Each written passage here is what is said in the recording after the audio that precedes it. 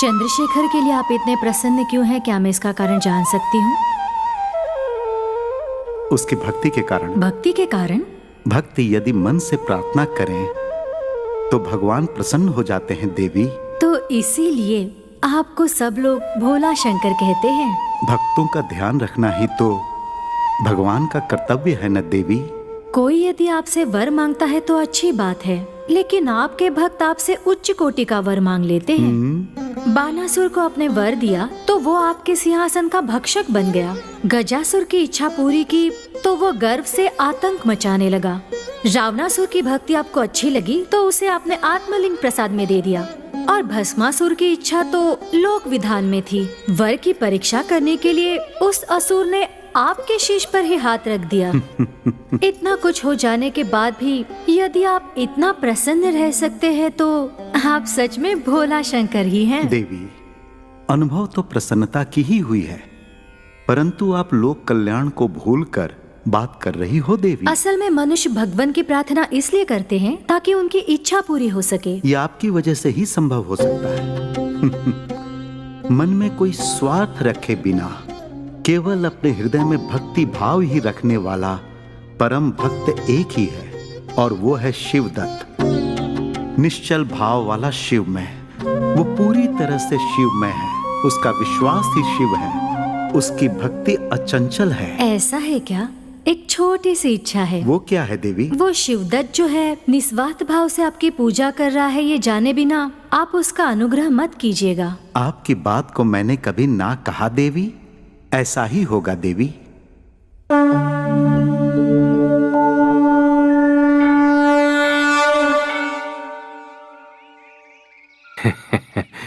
ईश्वर जी, परसों सप्तमी का सोमवार है। वो बहुत ही शुभ दिन है। उस दिन आपकी बेटी की मंगनी करने का अच्छा मुहूर्त है। बहुत अच्छा, वही मुहूर्त तय कीजिए। ठीक है, लेकिन ईश्वर जी मुझे एक छोटा सा संदेह है। वो क्या है स्वामी जी? भद्रा के बारे में गांव में हर किसी को जानकारी है। वो परम लोभी और कपटी है। फिर उसके साथ रिश्ता करने का क्यों निश्चय किया आपने? पुजारी जी, आप तो सब कुछ जानते हैं मैं किन परिस्थितियों में जी रहा हूँ। ऐसी स्थिति में उससे अच्छा वर नहीं ढूंढ सकता।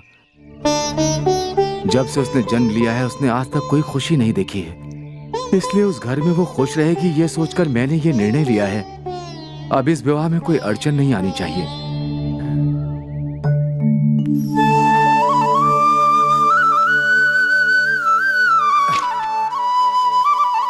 नमस्कार पुजारी जी। क्या हुआ शिवदत्त? आपने लकड़ियाँ काट कर लाने के लिए कहा था ना, वो मैं ले आया। अच्छी बात है।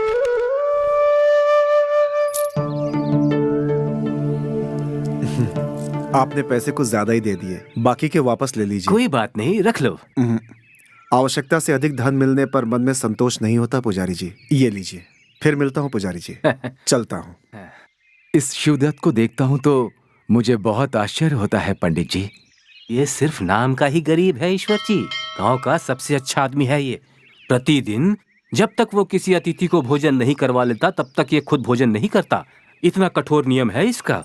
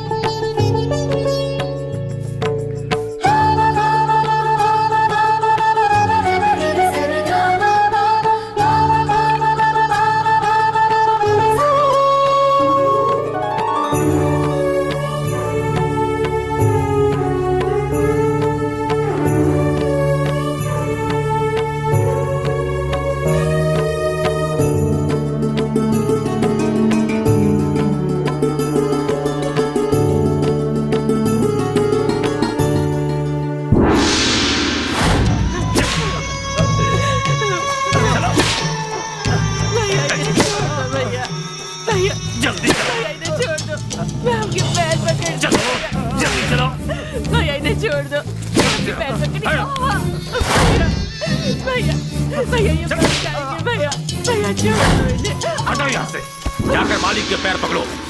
मालिक! दया कीजिए मालिक, मेरे पति पर ऐसा अन्याय मत कीजिए मालिक, मैं आपके पैर पकड़ती हूँ मालिक, दया कीजिए। सर्वे जना सुखिनो भवन्तु। कैसे छोड़ दें इसे? तुम्हारे जैसे लोग अगर कर्ज नहीं चुकाएंगे तो इस गांव में पीड़ित लोगों की सहायता मैं कैसे कर पाऊंगा? पूरी जिंदगी आपके घर में नौकरानी बनकर रहूंगी। मेरा पति मर जाएगा, दया कीजिए मालिक। तुम्हारे पति के मरने से इस गांव में कोई हानि नहीं होगी। हाँ, किंतु कर्ज नहीं चुकाने से मैं नष्ट हो जाऊंगा और मेरे कारण इस गांव के लोग। ए रंगा, हाँ मालिक। कल सुबह तक इससे काम करवाते रहना, छोड़ना मत। ठीक है मालिक। और अगर वो मर गया तो फिर बाकी का काम इससे करवाना। ठीक मालिक। चलो हटाओ।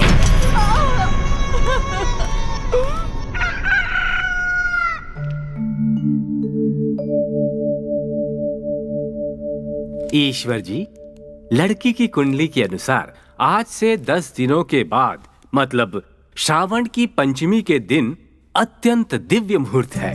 उस मुहूर्त में यदि विवाह हुआ तो आपकी पुत्री सदैव सौभाग्यवती रहेगी। बहुत अच्छा है, तो फिर आप उसी दिन को तय कीजिए पंडित जी। शुभस्य शीघ्रम। ईश्वर जी, वो थाली बदलिए। अभी लीजिए। अब आप दे दीजिए।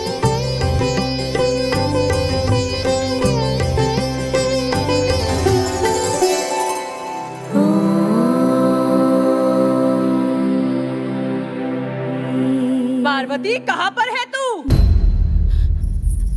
हाँ छोटी माँ, आपने बुलाया? नहीं बेटी, चिल्लाई। छोटी माँ, सुबह होते ही उस भगवान के घर में घुसकर श्लोक पे श्लोक पढ़ती रहती हो बस। तो फिर इस घर का काम कौन करेगा बताओगी? सारा काम तो कर दिया है मैंने। क्या काम किया है तुमने सुबह से? कुछ नहीं किया।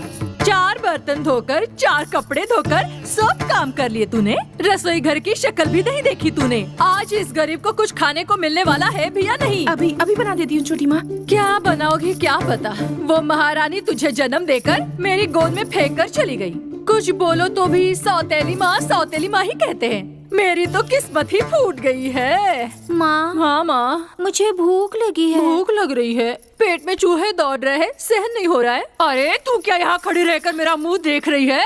जा जल्दी खाना बना, जा मत। अरे बेटी, क्या विजयलक्ष्मी, ये क्या है? क्या है? क्यों इस पर अत्याचार कर रही हो? ओ अब इनकी सुनो, मैंने ऐसा क्या कह दिया? घर की लड़की है तो खाना समय पर बनाने को कह दिया, तो ये भी क्या मैंने गलत कह दिया? विजयलक्ष्मी, तुम कितना भी कहो तुम सौतेली माँ ही हो। अपनी बेटी को इतना नहीं सताना चाहिए, ये अच्छी बात नहीं है। हाँ, कह दिया, आपने भी कह दिया। अब मैं क्या करूँ? क्या मैं इसे सताकर मार रही हूँ? बिना माँ की बेटी है, ये सोचकर मैं माँ से ज्यादा इसे प्यार करती हूँ, फिर भी मुझे ऐसा कहते हैं। कान खोल के सुनो, तुम दोनों बाप बेटी को एक बात साफ कह देती हूँ, इस घर में वही होगा जो मैं चाहती हूँ। अगर ऐसा नहीं हुआ तो याद रखना। चल बेटी। क्यों पिताजी, आप तो छोटी माँ की आदत को जानते हैं, फिर झगड़ा क्यों किया? अपनी अर्धांगिनी बनाकर इसे मैंने तुम्हारे साथ बहुत अन्याय किया है बेटी।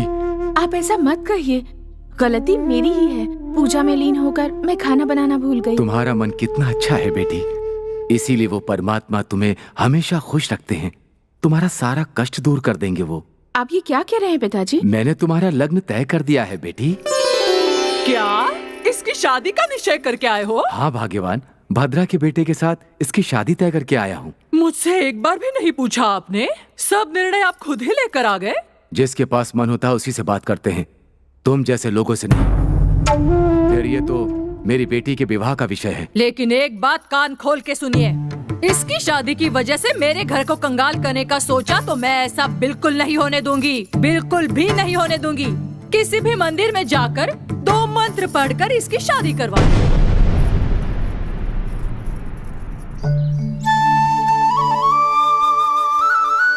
ईश्वर जी, सब बढ़िया हो जाएगा। शिव बेटा सुनो, परसों मेरी बड़ी बेटी का विवाह है, तुम अवश्य आना। ये आपने बहुत अच्छी सूचना दी, बहुत ही खुशी की बात है। मैं अवश्य आऊंगा। आगमार्थं तु देवानां गमनार्थं तु रक्षसां कुरुकण्ठारं तत्र देवताह्वानलाञ्छनं शुक्लाम्बरधरं विष्णुं शशिवर्णं चतुर्भुजं प्रसन्नवदनं ध्याये सर्वविघ्नोपशान्तये। अगजानन पद्मार्कं गजानन महर्निशम् अनेकदं तं भक्तानाम् एकदन्तम् उपास्महे। ओम केशवाय स्वाहा, ओम नारायण स्वाहा, ओम माधवाय स्वाहा, ओम गोविंदाय नमः, ओम विष्णुवे नमः, ओम मधुसूदनाय नमः, ओम त्रिविक्रमाय नमः, ओम वामनाय नमः, ओम श्रीधराय नमः, ओम पद्मनाभाय नमः, ओम दामोदराय नमः। बहन जी, आप लोगों का तो इतना बड़ा घर है, फिर ये विवाह इस मंदिर में क्यों करवा रहे हैं? ऐसी बात नहीं है। घर में विवाह करवाना हमारे घर में शुभ नहीं है। बड़े पंडित जी ने कहा है, इसलिए शिव मंदिर में विवाह हो रहा है। ये माँ जी, जरा बेटी को बुलाइए। ओम माधवाय स्वाहा, ओम गोविंदाय नमः, ओम विष्णुवे नमः, ओम मधुसूदनाय नमः, ओम त्रिविक्रमाय नमः, ओम वामनाय नमः, ओम श्रीधराय नमः, ओम पद्मनाभाय नमः, शिवे सर्वार्थ साधिके शरण्ये त्र्यंबके गौरी नारायणी नमोस्तुते। बेटा, अपनी पत्नी को मंगलसूत्र पहनाओ। मांगल्यं तंतु नानेन मम जीवन हेतुना। मालिक, मालिक, जल्दी चलिए, जल्दी चलिए। क्या हो गया? आपके पशुओं का चारागृह जल रहा है। सभी जीव जलकर भस्म हो गए मालिक। क्या कह रहा है तू? हाँ मालिक, सब नष्ट हो गया। अरे अरे अरे, ऐसा कैसे हो गया? ये लड़की आई तो सब कुछ नष्ट हो गया। जिस मुहूर्त में ये विवाह रखा है, उस मुहूर्त में ये अनर्थ हुआ है। बात बिल्कुल साफ है।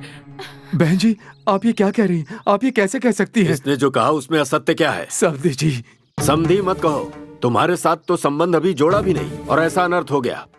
ऐसा मत कहिए समधी जी, विवाह का समय है। इस विवाह को मत रोकिए, मेरी बेटी का जीवन मत खराब ये करिए। विवाह हुआ तो हमारा नाश हो जाएगा। इसके यहाँ बैठते ही हमें असर दिखने लगा है। चलो चलो चलो समधी जी, मैं आपके पैर पकड़ता हूँ, इस विवाह को हो जाने दीजिए। मेरी बेटी तुम का चाहे जीवन- मुझसे कितनी भी विनती क्यों न करो, किसी भी परिस्थिति में ये विवाह संभव नहीं है। जानबूझकर कोई अशुभ चरणों को अपने घर में कैसे ले जा सकता है? दूर हटो। ला इधर दे।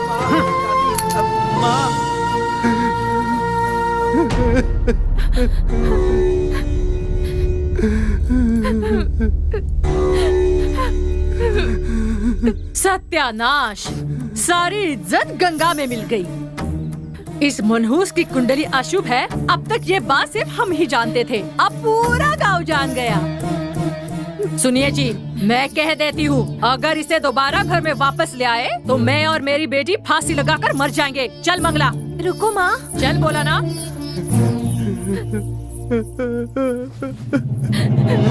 पुजारी जी, आपने तो बहुत अच्छा और शुभ मुहूर्त बोला था ना।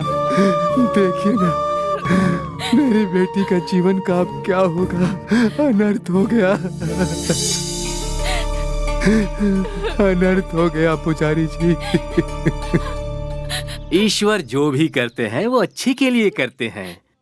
आप हाँ तो कहिए, इसी मुहूर्त में पार्वती का विवाह हो जाएगा। क्या कहा? ये कैसे संभव है पुजारी पहले जी? आप मेरे एक प्रश्न का उत्तर दीजिए। आपकी पुत्री के लिए किसी सोने के बड़े महल में बंद करके रहना अच्छा है या फिर किसी छोटे झोपड़े में सुख शांति से रहना? क्या चाहेंगे आप? हर एक पिता अपनी बेटी की खुशी और शांति ही तो चाहता है पुजारी जी। अच्छा उत्तर है आपका। आपकी पुत्री का होने वाला वर अभी यहीं उपस्थित है। यहाँ धन से वो भले ही गरीब है, परंतु गुणों का धनवान है। वो है शिवदत्त। आपकी पुत्री का विवाह ऐसे योग्य वर से होगा तो उसके भाग्य खुल जाएंगे। पुजारी जी, ये आप क्या कह रहे हैं? मैं इनका दामाद कैसे बन सकता हूँ? क्यों? पूरा जीवन ब्रह्मचारी बनकर रहने का विचार है? वो बात नहीं है पुजारी जी। मेरे बारे में आप तो जानते ही हैं। मैं गरीब हूँ, अकेला हूँ। कभी अन्न मिलता है, कभी उपवास हो जाना पड़ता है। इन परिस्थितियों में शादी। शिवदत्त, तुम जैसे गुणवान लड़के के साथ मेरी बेटी की शादी हो रही है। मैंने पूर्व जन्म में कोई पुण्य का काम किया होगा। बेटा, दया करके मेरी बेटी को स्वीकार करो। ना मत करना, ना मत करना बेटा।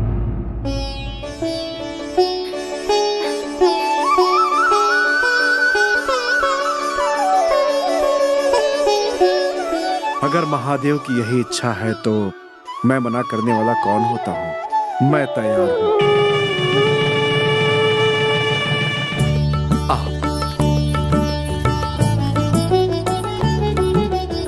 विजयलक्ष्मी, विजयलक्ष्मी,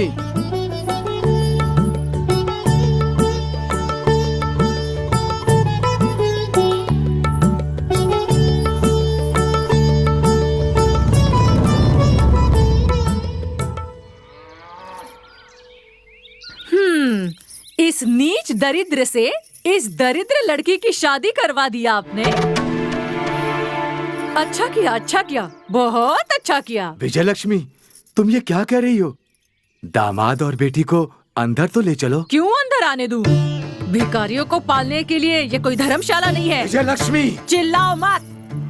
क्यों री, तू क्या ये थाली लेकर बाहर आ गई? दीदी की आरती उतारनी है। आरती उतारनी है?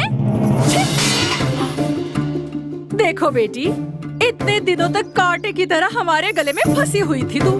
तेरा कर्म है या मेरा कर्म है, तुझे घर तो मिल ही गया। अब दया करो। चलो पार्वती, हम अपने घर चलते हैं। एक मिनट रुकिए।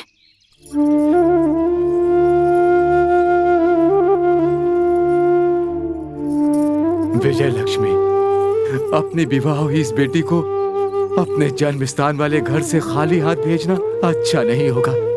ये हमारे लिए अनिष्ट होगा। अनिष्ट हो जाएगा। इस महारानी को साड़ी, सोना, गहने देने के लिए हमारे घर में खजाना है क्या?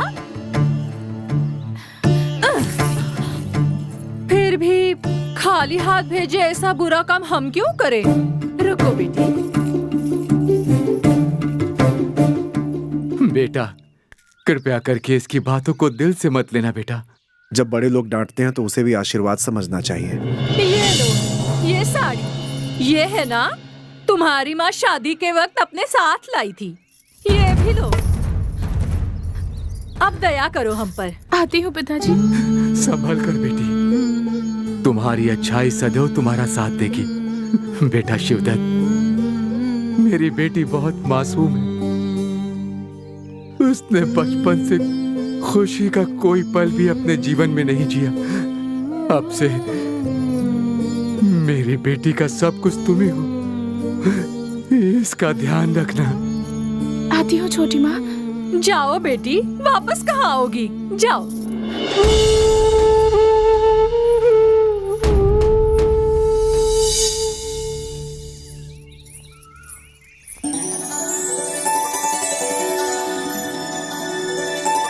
चलो पार्वती।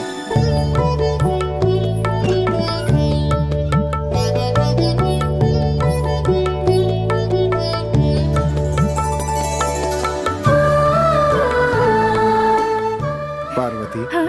यही है अपना घर। मुझे बहुत अच्छा लगा। मेरी सिर्फ एक ही संपत्ति है और वो है महादेव जी।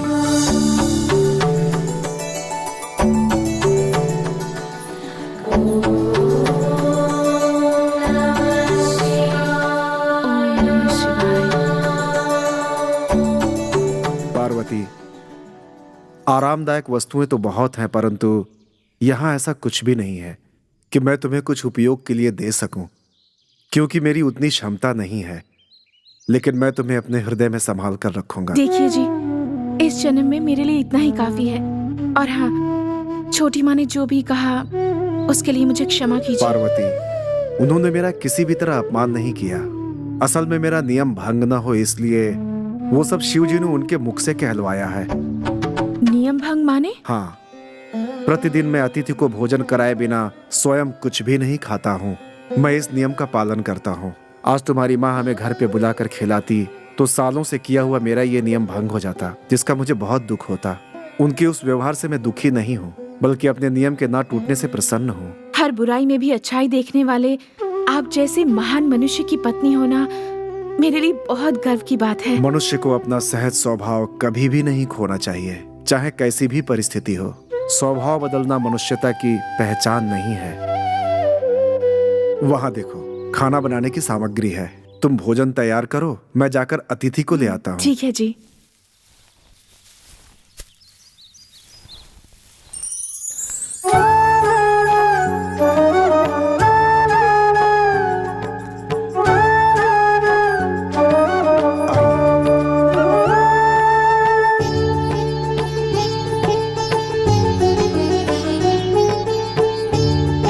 बैठ जाइए।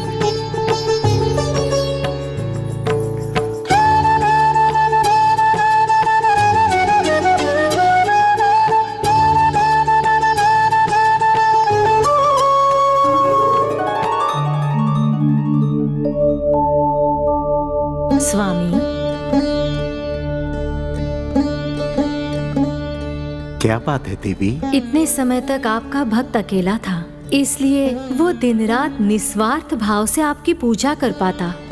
आज वो एक नए बंधन में बन चुका है। हाँ तो आप तो पूर्व ज्ञानी है। संसारिक जीवन में बहुत सारी इच्छाएं होती हैं। अब से जो वो आपकी पूजा करेगा उसमें थोड़ा सा भी स्वार्थ नहीं होगा क्या? मुझे तो लगता है आपसे वो छोटी से छोटी इच्छा पूरी करवाएगा। आपका इस प्रकार संदेह करना सामान्य है देवी, किंतु शिवदत्त का निस्वार्थ भाव से भक्ति करना निर्विवाद कुछ है। नहीं होगा तो अपना भाग्य ही ऐसा है, ऐसा सोचकर रह सकता है, किंतु आप तो अंतर्यामी हो देवी। शिवदत्त की निस्वार्थ भावना जैसी भक्ति को अब पूरे संसार को बताने का उचित समय आ गया है देवी।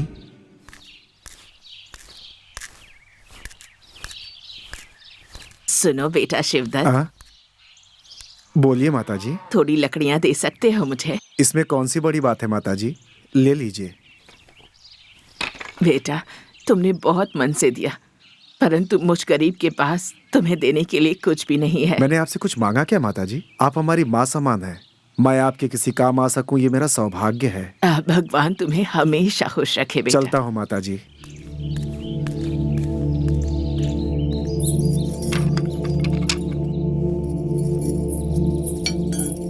आप आ गए? आप खाना बनाने के लिए कुछ भी नहीं लाए? नहीं ला सका पार्वती, जो कुछ यहाँ लाने वाला था रास्ते में एक बूढ़ी माता को देना पड़ा। कोई बात नहीं, आपने बहुत अच्छा किया। लकड़ियाँ तो आप फिर से ला सकते हैं। एक दिन की आवश्यकता के अनुसार मैं वन से उतनी ही लकड़ी काट कर लाता हूँ। अब और लकड़ी नहीं ला सकता पार्वती। फिर आने वाले अतिथि को हम भोजन कैसे करवाएंगे? घर में जितना है उसी से काम चला लेते हैं। घर में कुछ भी नहीं है जी, सब कुछ समाप्त हो गया। ईश्वर की इच्छा। अरे हाँ, मिट्टी की हांडी में साग है ना, आज उसे ही पका दो। उसे ही शिव जी का प्रसाद समझ के खा लेंगे।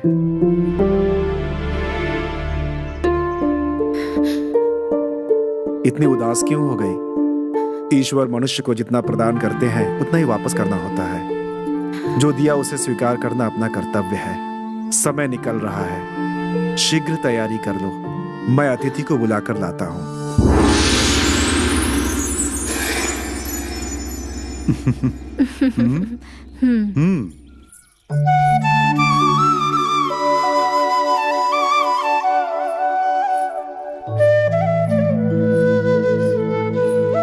सुनिए, आप लोग अत्यंत धनवान लग रहे हैं। कौन है आप लोग और कहां से आ रहे हैं? ये सब बताने का समय नहीं है बेटा। सूर्योदय से अब तक बहुत दूर से चलकर आ रहा हूँ। बहुत तीव्र भूख लगी है।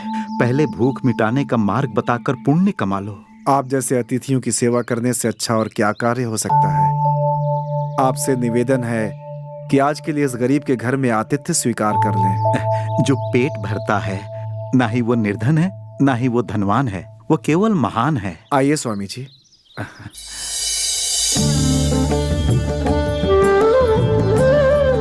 पार्वती, आ रही हूँ जी। रुको बेटी, हम भोजन पत्ते में नहीं करते हैं, ये हमारा नियम है। हमें थाल में दे दो बेटी। अरे, हमारे इस घर में आपके सोच अनुसार वस्तु नहीं है। हमारे घर में तो मात्र एक ही थाल है। तो क्या हो गया बेटी, हमें उसी में भोजन दे दो। हम दोनों दाम्पत्य है, एक थाल में खाने में हमें कोई लज्जा नहीं।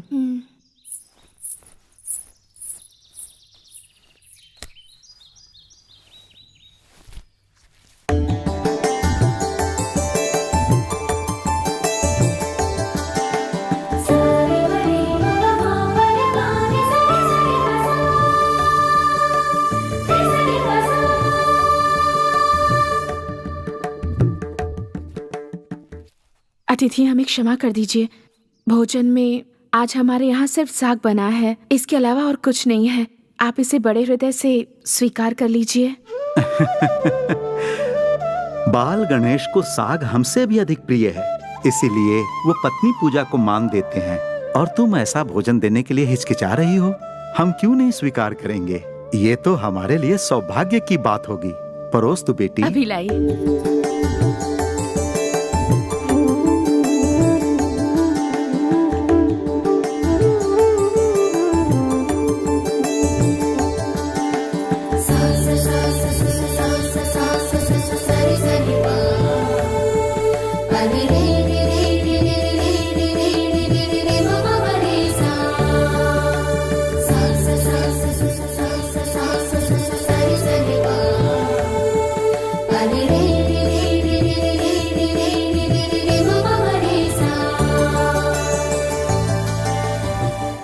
हमारा पेट भर गया बेटी।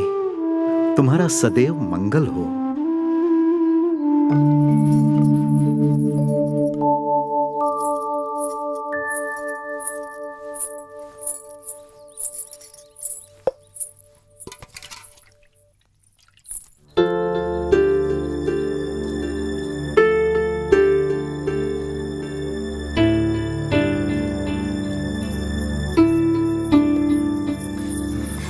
लीजिए पिताजी, ये लीजिए। बेटी, तुम अपनी बड़ी बहन का कितना सम्मान करती हो। पिताजी वो सब बाद में, माँ मंदिर से आ जाएगी, आप तुरंत जाइए।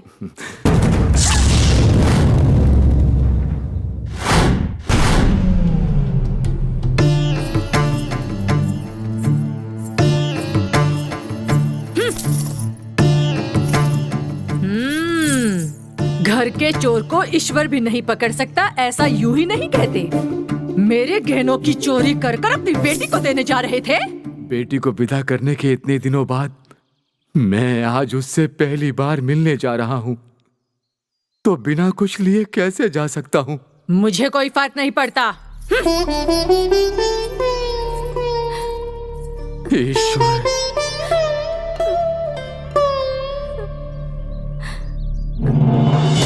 तुम सबको समझाया तो नहीं समझाया। और खाओ तो लो, और खाओ, खाते रहो। भैया भैया भैया, ये तो अन्याय है ना। हमने आपसे सिर्फ 500 मोहरे कर्ज पर ली थी और आपने उसका गलत तरीके से ब्याज जोड़कर 2000 मोहरे मांग रहे हो। ये तो अन्याय है ना भाई। ये अन्याय है। गलत हिसाब लिखेंगे।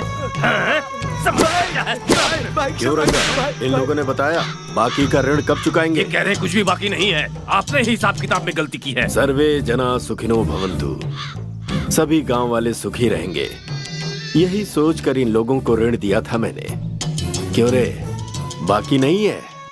हमने ये नहीं कहा कि बाकी नहीं है, लेकिन वो ब्याज पर ब्याज चढ़ा रहे हैं। ये तो अन्याय है ना मालिक।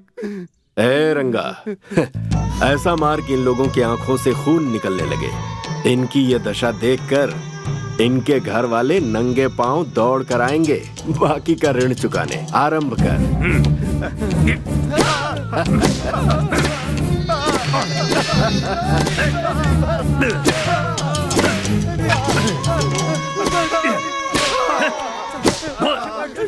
रुकिए भद्रा जी।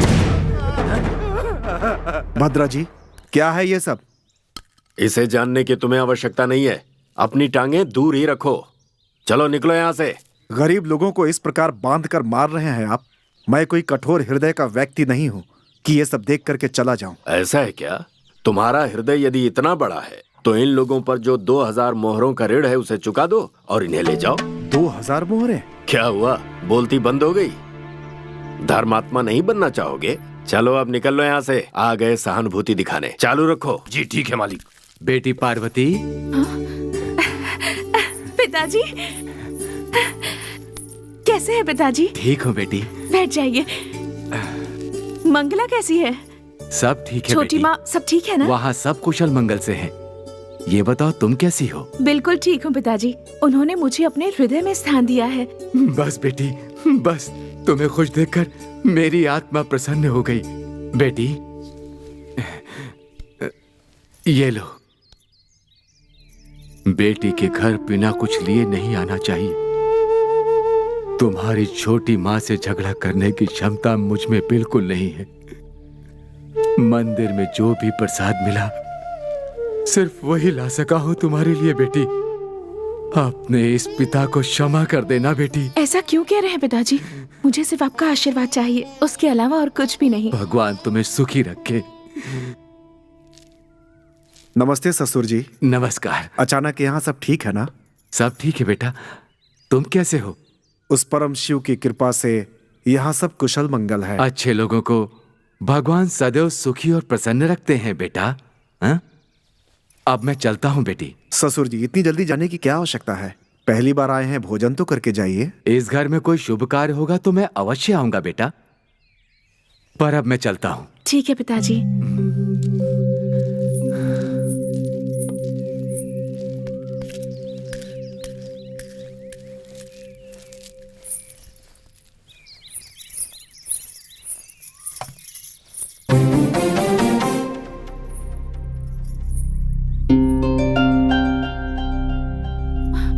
जरा सुनिए, ये देखिए तो।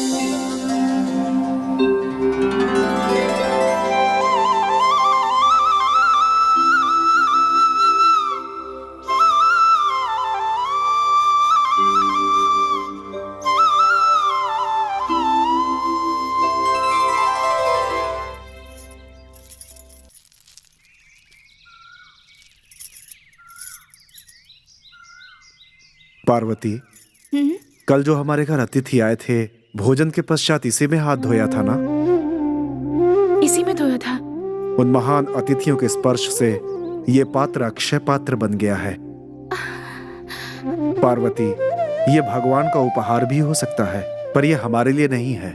इस अक्षय पात्र को मैं किसी नदी में विसर्जित करके आता हूँ। किंतु ऐसा क्यों?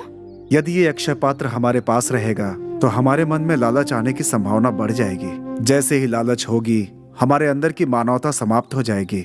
इसीलिए इसकी आवश्यकता नहीं है। देखिए, मैं आपसे ये नहीं कह रही हूँ कि आप इसका उपयोग अपने स्वार्थ के लिए कीजिए, किंतु इसका उपयोग असहाय लोगों की, दुखियारों की सहायता के लिए करेंगे तो मुझे लगता है कि बेहतर होगा। सही कहा तुमने। इस अक्षय पात्र का मैं लोगों की सहायता के लिए उपयोग करूंगा। ओम नमः शिवाय।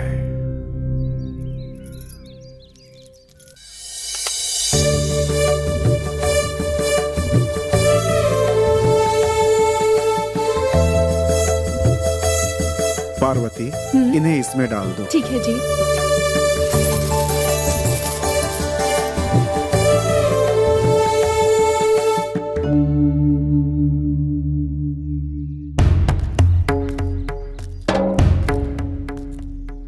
भद्रा जी, भद्रा जी, क्या है?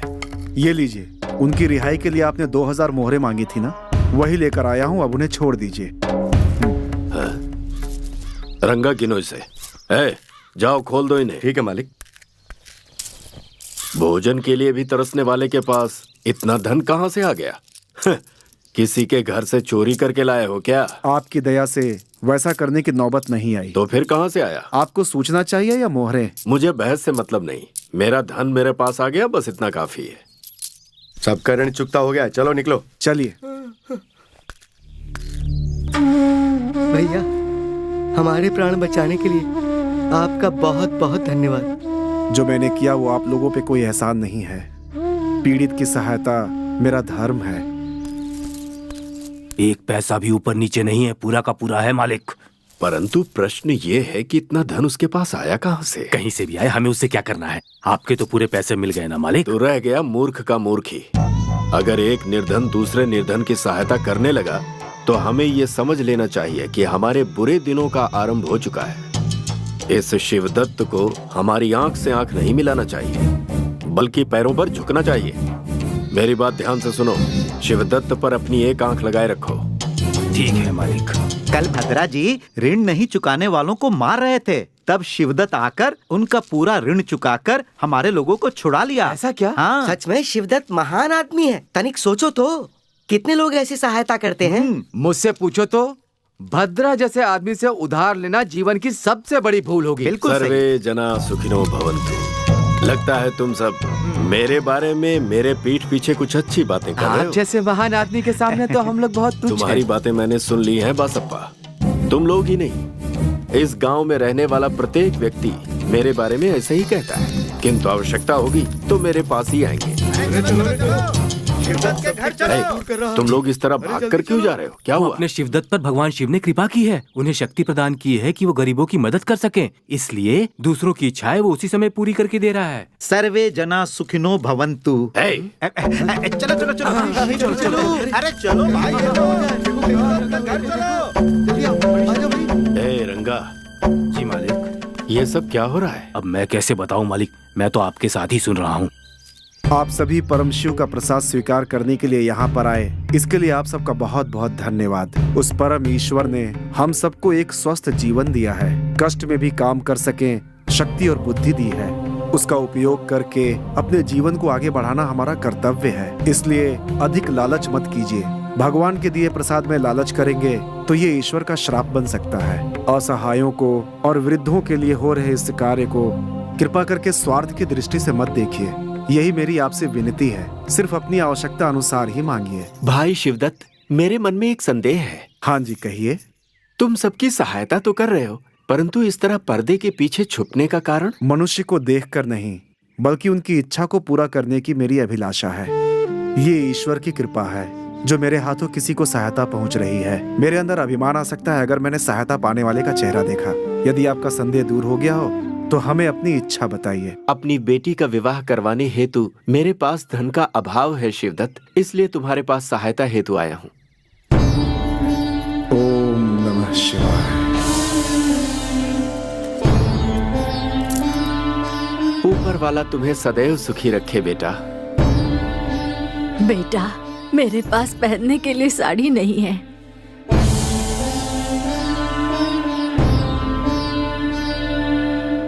भैया, मुझे रहने के लिए एक बड़ा सा घर चाहिए। मैंने पहले ही कहा है, अपने स्वार्थ को पूरा करने के लिए इच्छा मत करो। ये रुद्राक्ष अपने पास रखिए और भगवान पे भरोसा करिए।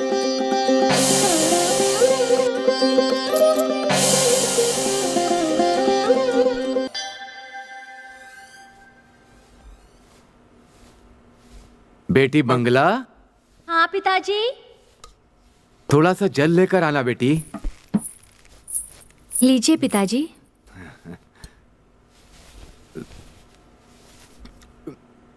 क्यों जी, तुम्हारा दामाद क्या पागल हो गया है? क्या हुआ बताओगी? मैंने सुना है भगवान की दया से उसे एक चीज मिली है। उसे पाकर वो शांति से जी नहीं सकता है क्या? पूरे गांव में दान धर्म करने की क्या जरूरत है? उसमें तुम्हारा क्या जाता है? हाँ, सब कुछ अगर गांव वालों में बांट दिया तो उसके पास बचेगा ही क्या? अगर उन दोनों के पास कुछ नहीं बचा तो वो लोग हमारे ही घर में घुसेंगे ना। मेरा दामाद धर्मात्मा है, सबको दान देता है वो, परंतु वापस लेने की आदत नहीं है। तुम्हें इस बात से परेशान होने की कोई आवश्यकता नहीं है, वो हमारे घर में नहीं घुसेगा। कितने दिनों तक ये नाटक चलेगा मैं भी देखती हूँ। माँ, जब से मैंने होश संभाला है तब से देख रही हूँ, तुमने एक दिन भी किसी से अच्छे से बात नहीं की है। पता नहीं वो दिन आएगा भी या नहीं। अरे बाप रे, इसे भी पिता की हवा लग गई।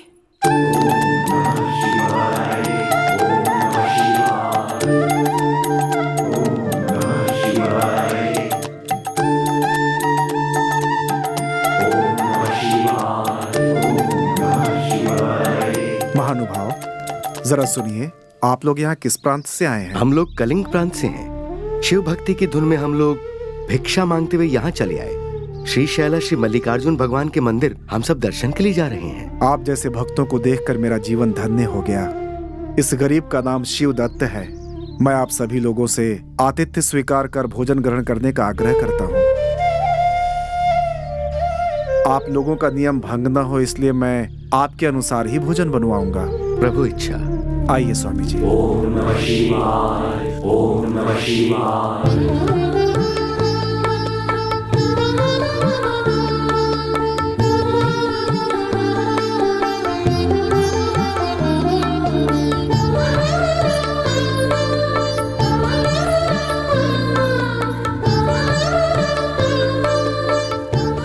बेटा शिवदत्त, आपका ये आतिथ्य सत्कार देखकर हमें बहुत प्रसन्नता हुई। आपको अच्छा तो नहीं लगेगा, परंतु हम ये चाहते हैं हमारे साथ चल के आप भी उस भगवान के दर्शन करें। क्षमा करें स्वामी जी, मैं नहीं आ सकता। परंतु क्यों? स्वामी जी, बचपन से ही मेरे लिए अतिथि सत्कार ही सबसे बड़ा धर्म रहा है। यदि मैं आप लोगों के साथ अभी चल पड़ूं तो वहां से लौट कर आने तक मेरा ये नियम भंग हो जाएगा स्वामी जी, इसीलिए मैं क्षमा चाहता हूँ। ओह अच्छा, तो तुम भगवान के आशीर्वाद से अधिक आतिथ्य सत्कार को महत्व देते हो। अतिथि देवो भव आपने भी सुना होगा स्वामी जी। भूखे अतिथि को खाना खिलाना उस परम परमेश्वर का सैकड़ों बार दर्शन करने के बराबर है। मतलब तुम्हें भगवान से अधिक अतिथि प्रिय है और इसीलिए तुम हमारे साथ दर्शन के लिए नहीं चलोगे? आप मेरी बात का अर्थ नहीं समझ रहे हैं स्वामी जी। मेरा वो उद्देश्य नहीं था। भगवान सर्व अंतर्यामी है, उनके दर्शन के लिए किसी को कहीं भटकने की आवश्यकता नहीं। यदि निश्चल भक्ति और संपूर्ण ध्यान से यदि हम उस शिव को देखने का प्रयास करेंगे तो वो हमारे चारों तरफ दृष्टिगत होंगे।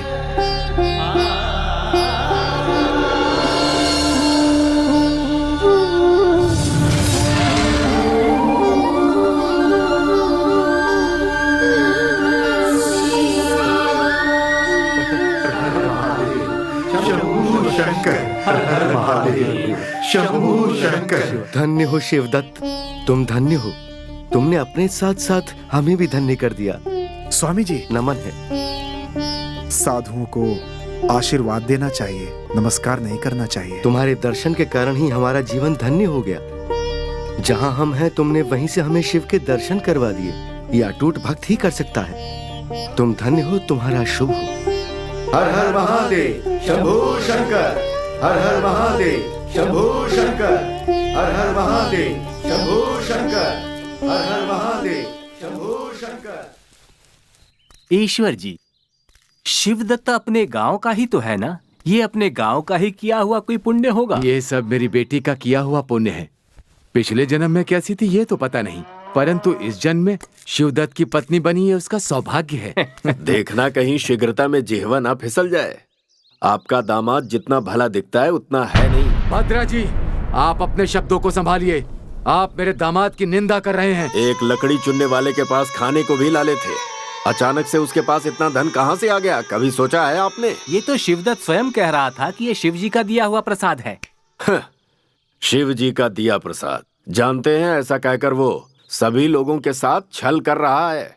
ये सब झूठ है। यदि ये सच होता तो वो स्वयं श्रीमंत नहीं हो जाता। इस तरह निर्धन क्यों रहता? तनिक विचार कीजिए। रातों रात लोगों की सहायता है तो उसके पास धन कहाँ से आ गया? आप जैसा सोच रहे हो, शिवदत्त वैसा इंसान बिल्कुल नहीं है। उसे जो आशीर्वाद मिला है वो स्वयं के लिए प्रयोग ना करके लोगों की सेवा करने में लगा हुआ है। इसे आप क्या कहेंगे? आपने एकदम सत्य कहा ईश्वर जी। भद्रा जी, ऐसा करके शिवदत्त गांव वालों का अनिष्ट तो नहीं कर रहा है ना? किसी को कोई नुकसान भी नहीं पहुंचा रहा। उसके अंदर कोई स्वार्थ भी नहीं है। यदि साधारण शब्दों में कहें तो वो शिवदत्त नहीं है, धर्मात्मा है। कर्म से नहीं चूकने वाला धर्मात्मा। धर्मात्मा की जय। धर्मात्मा की जय। धर्मात्मा की जय। धर्मात्मा की जय। धर्मात्मा की जय। धर्मात्मा की जय।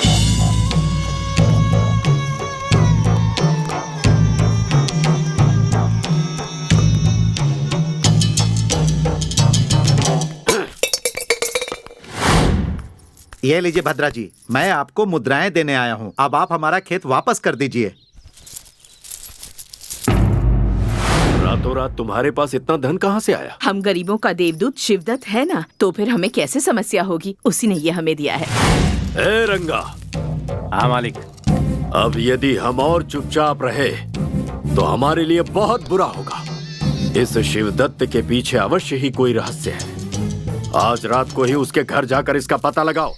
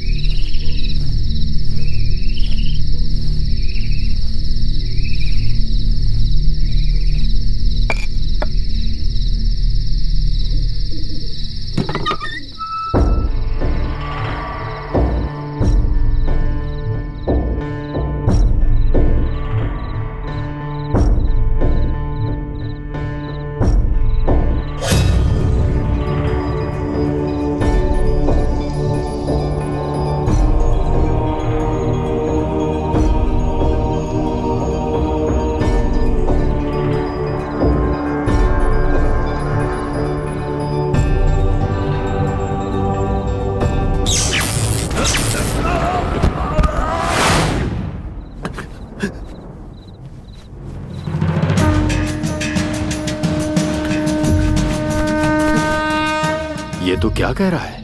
सच कह रहा हूँ, माँ की सौगंध, मेरे जैसा व्यक्ति भी उसे छुपाने में असमर्थ रहा। तनिक सोचिए वह कैसा होगा मालिक। उसके झोपड़े में अवश्य कोई शक्ति है। मैं सोच रहा था उसे गुप्तकोश मिला है, झोपड़े में कोई शक्ति है? हाँ मालिक, अवश्य कोई शक्ति है वहाँ, उसे मैं भी छू नहीं पाया। उसके पास चाहे कोई भी शक्ति क्यों ना हो, बाहर के संसार में है तो एक मामूली व्यक्ति ही ना। समझ गए क्या करना है? हाँ, समझ गया मालिक।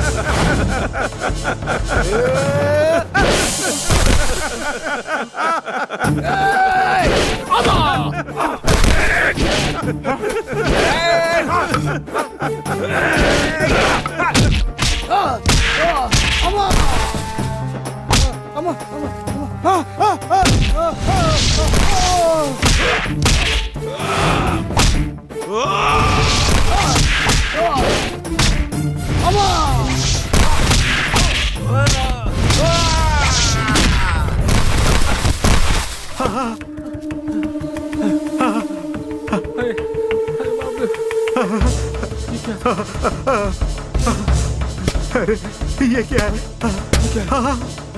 अरे बाप रे, भागो!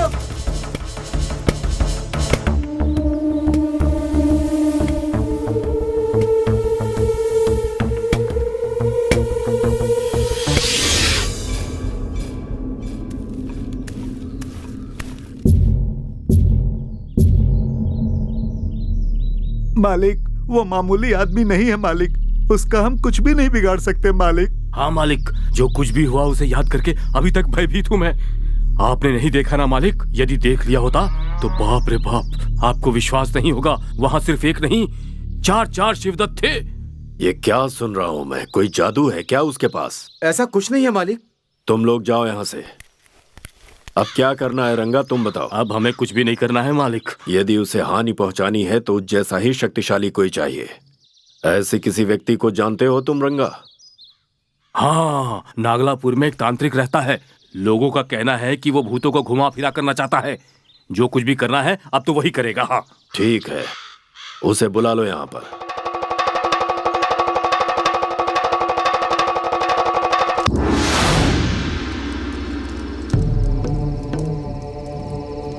ओम क्रीम क्रीम स्वाहा, ओम क्रीम आवाहमि, ओम प्रेतावाहम नमः, ओम कलेवराय नमः, ओम दश दिशा निर्देशाय नमः, प्रचंड चंड रूपाय नमः। अनुग्रह करता हूँ माँ, अनुग्रह करता हूँ।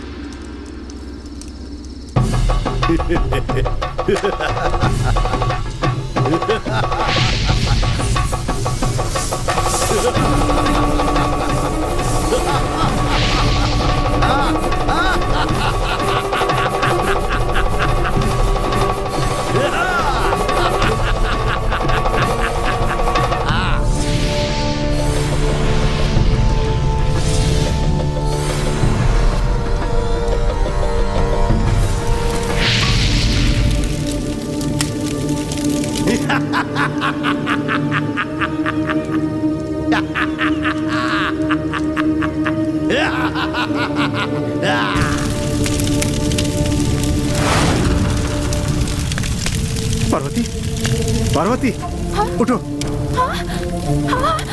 पार्वती, बाहर चलो, जल्दी आ जाओ, निकलो, आ जाओ।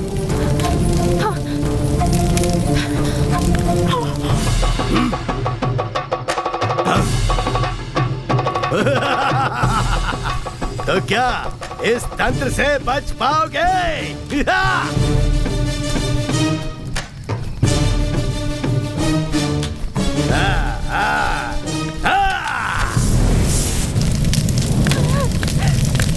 ये सब कैसे हुआ जी? पार्वती, तुम यहीं रुको। रुक जाइए, कहाँ जा रहे हैं?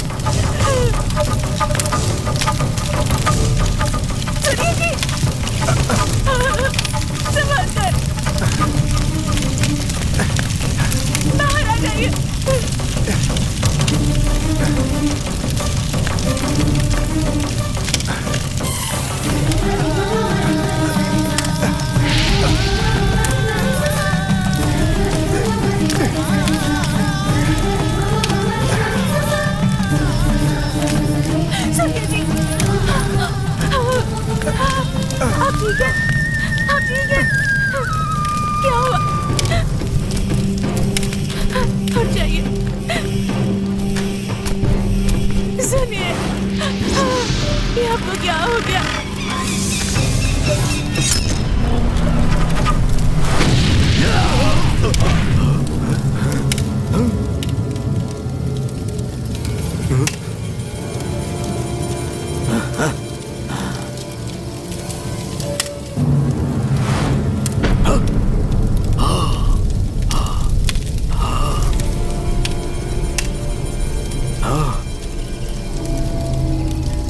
मैंने भूल की, तेरी बात सुन के मैंने भूल की।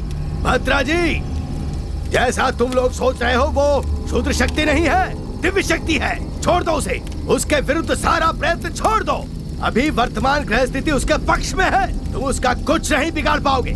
तुम थोड़े दिनों के लिए शांत रहो, अन्यथा तुम्हारी मृत्यु भी हो सकती है। चले जाओ, जाओ।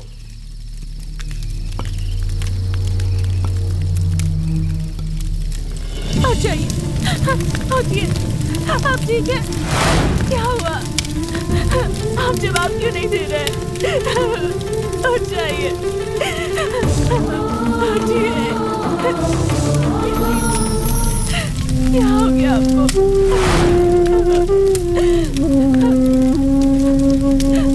उठिए, मुझसे बात कीजिए।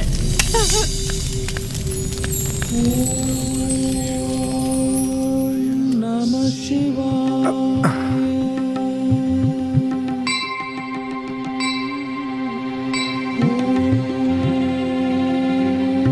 नमः शिवाय।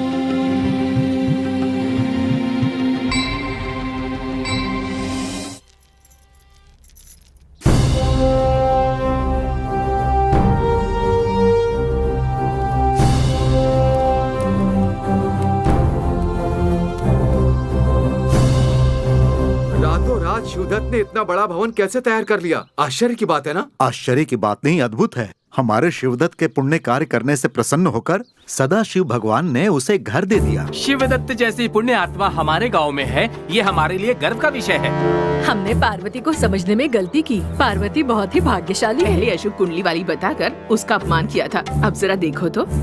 ये क्या है मालिक?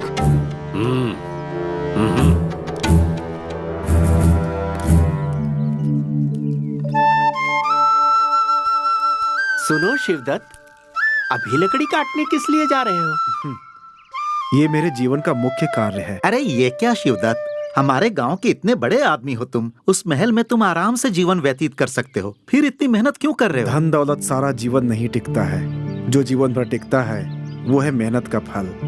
उस परम शिव जी ने वो भवन मुझे इसलिए दिया है कि लोगों की सहायता कर सकूं, ना कि उसमें आराम करूं। आहा, ये व्यक्ति तो सच में महान है।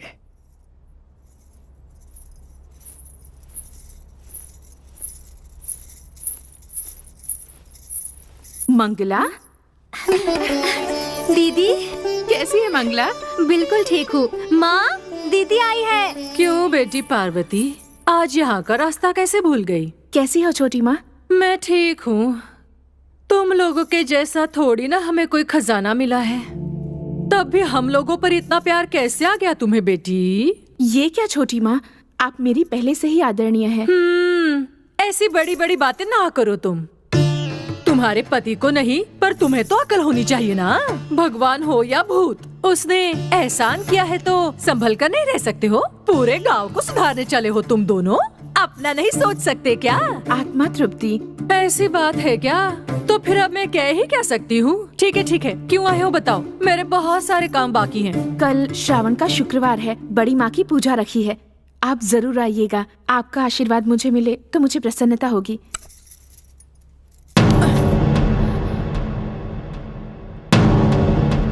छोटी माँ, कुछ बुरा मत सोचना बेटी, बांझ औरत के हाथ से मैं टीका नहीं लगवाती।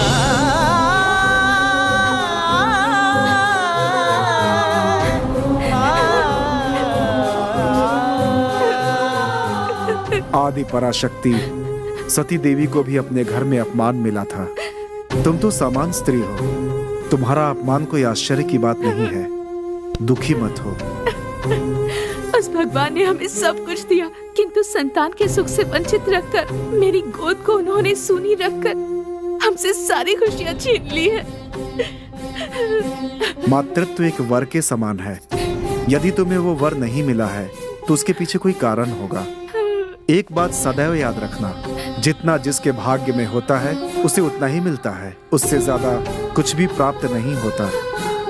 असल में मुझे संतान योग है भी या नहीं, ये जाकर हम एक बार पंडित जी से पूछ कर आए तो कैसा रहेगा? ठीक है।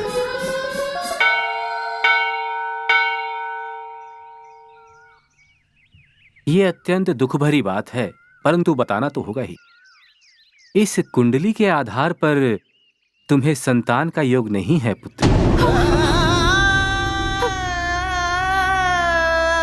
ऐसा मत कहिए पंडित जी, कृपा करके आप एक बार फिर से देखिए ना। मैं कितनी भी बार देख लूं, परंतु जो नहीं है वो दिख तो नहीं सकता।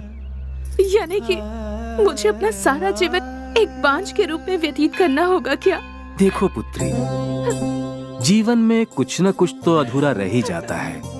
भगवान हर किसी को सब कुछ तो प्रदान नहीं करते। वो जो कुछ भी देते हैं उसे खुशी से स्वीकार करना अपना धर्म है।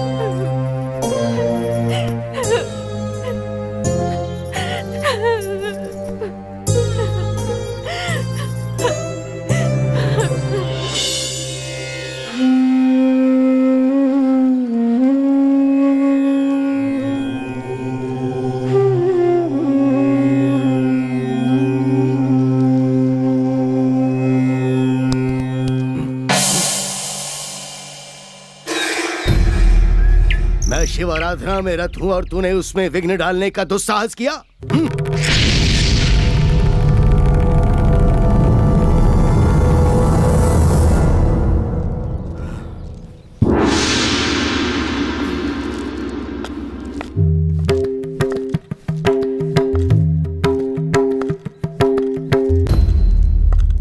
भवति भिक्षाम देहि।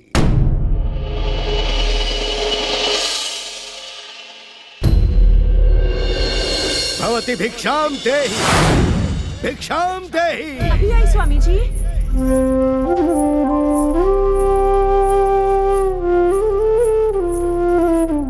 स्वीकार कीजिए स्वामी जी।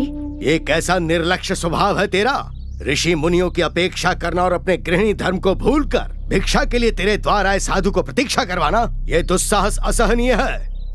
घर के सारे कार्य करना भी तो गृहिणी कार्य का ही धर्म है ना स्वामी। जरा सी देर हो गई, क्षमा कीजिए। मुझसे उल्टी सीधी बातें मत कर, ये धर्म के विरुद्ध है।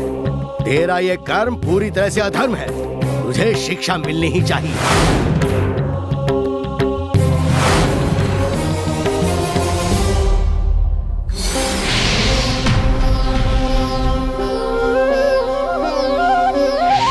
अपने अहंकार के कारण मैं तुम पर भड़का देवी।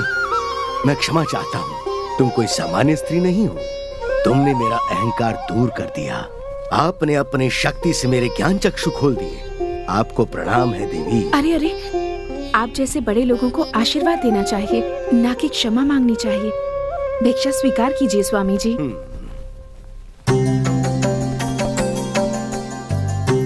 आशीर्वाद दीजिए स्वामी जी। शीघ्रमेव संतान प्राप्ति अस्तु। स्वामी, क्या हुआ देवी? आपका आशीर्वाद निरर्थक जाएगा स्वामी। इस जन्म में माँ बनने का सौभाग्य मेरा नहीं है। मैं एक बांझ हूँ स्वामी।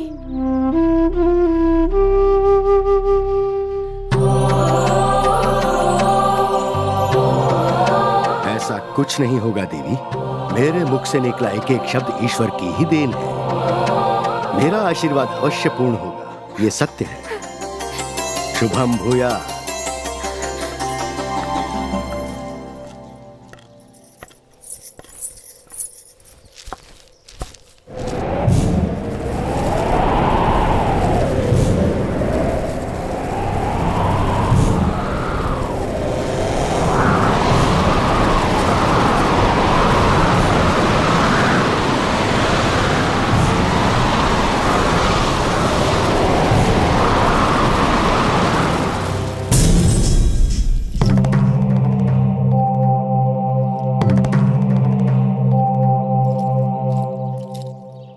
भगवान शंकर के योगेंद्र को प्रणाम करता हूँ।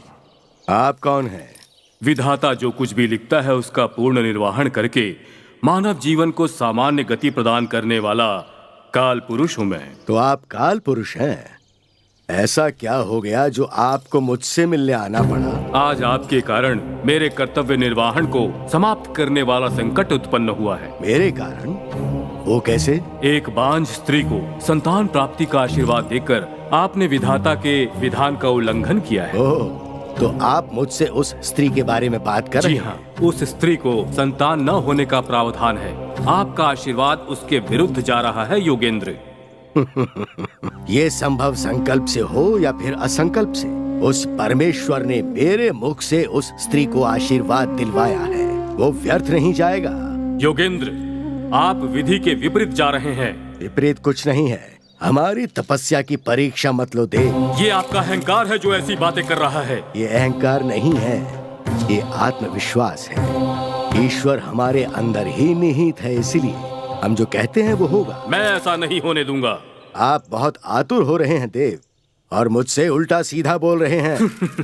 कर्तव्य निर्वहन में साक्षात विधाता का सामना करने से भी नहीं डरता हूँ मैं। आपके आशीर्वाद को पूर्ण नहीं होने दूंगा। तुम मुझे रोक नहीं पाओगे। मैं जो ना कर सकूं ऐसा कुछ भी नहीं है। उस पार्वती के गर्भ में किसी भी आत्मा को प्रवेश नहीं करने दूंगा। मुझे रोकने की शक्ति किसी भी पुनर्जन्म लेने वाले के पास नहीं है योगेंद्र। ओहो, तो ये है तुम्हारा साहस। सुनो अज्ञानी, तुम सामान्य आत्मा का विरोध कर सकते हो, परंतु मेरी तपस्या और मेरे योग का नहीं। मैं अपने योग, तपस्या और बल से पार्वती नाम की उस स्त्री के गर्भ को ठहरा दूंगा। यदि तुम में उसे रोकने की शक्ति है तो प्रयत्न करो।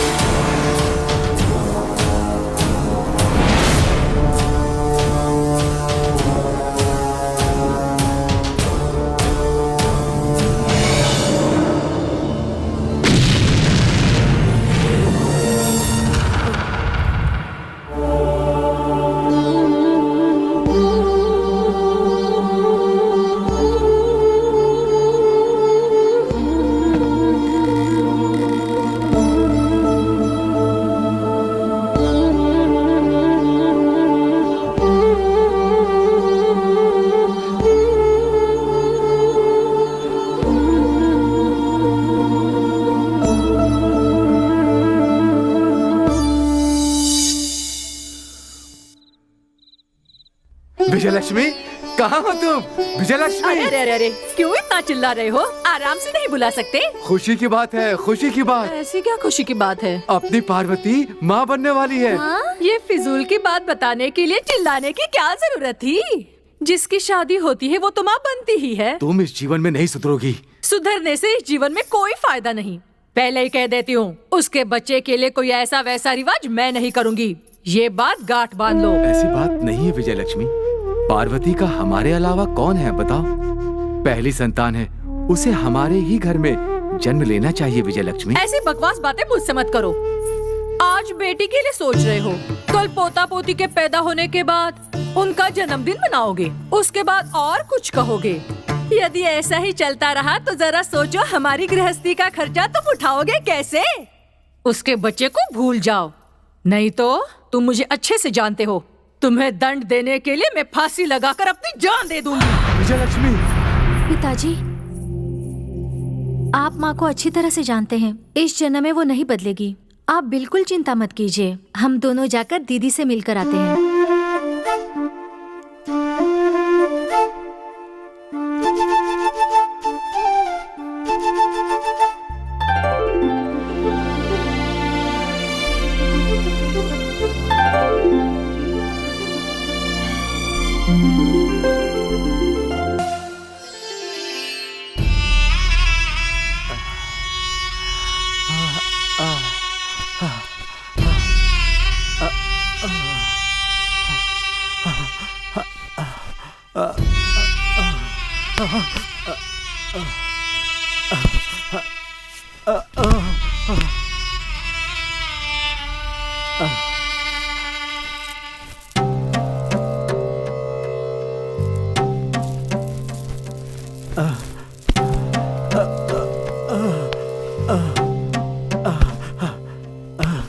महानुभाव, आप कौन हैं? आपकी ये हालत कैसे हो गई? भूख से मर रहा हूँ।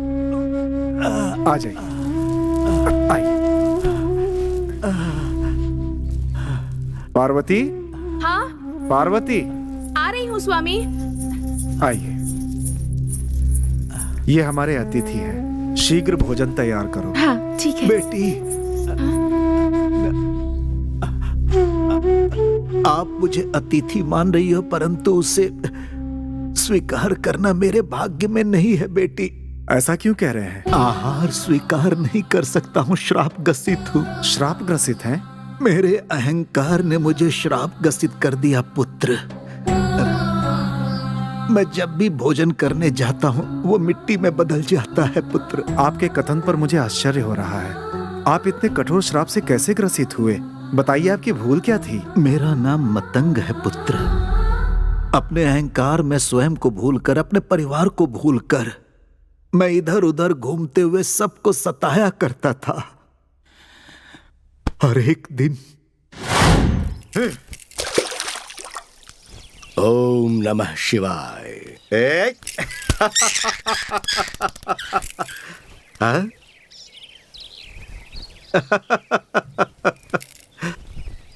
हाँ।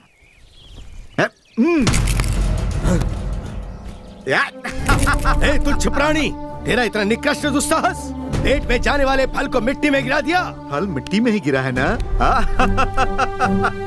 तो चिंता क्यों कर रहे हो? धोकर खा लो उसे। दुष्ट प्राणी, नीच हरकत के बाद तू उपहास कर रहा है। पेट में जाने वाले आहार को तूने मिट्टी में मिला दिया है। तू क्षमा के लायक नहीं है। आज के बाद तू जो भी खाने का प्रयत्न करेगा वो मिट्टी बन जाएगा। ये मेरा श्राप है।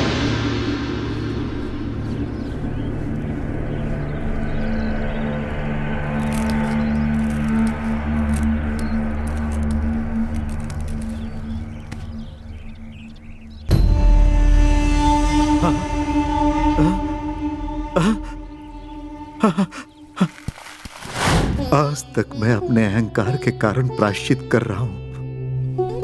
उस दिन से लेकर आज तक मैं जो भी खाने की चीज छूता हूं वो मिट्टी में परिवर्तित हो जाता है पुत्र, मिट्टी में। जिन्होंने आपको श्राप दिया, श्राप मुक्त होने का मार्ग भी तो बताया होगा। अब कुछ नहीं हो सकता है। अब तो जीवन भर मुझे ये झेलना है। सृष्टि में ऐसा कोई असाध्य नहीं है जो उस परमेश्वर की कृपा से साध्य में ना परिवर्तित हो जाए। श्राप का विमोचन यह है कि महापति व्रत गौरव और मर्यादा से जुड़ा है पुत्र। आप मुझे विस्तार से बता सकते हैं? मुनि के श्राप देते ही मेरा अहंकार मिट गया। मैंने रोते हुए उनसे क्षमा याचना की और उनसे कहा कि मुझे इससे मुक्त करें। तो उन्होंने मुझ पर दया करके कहा कि यदि एक महासती तुझे अपना दूध पिलाएगी तभी तू इस श्राप से मुक्त होगा।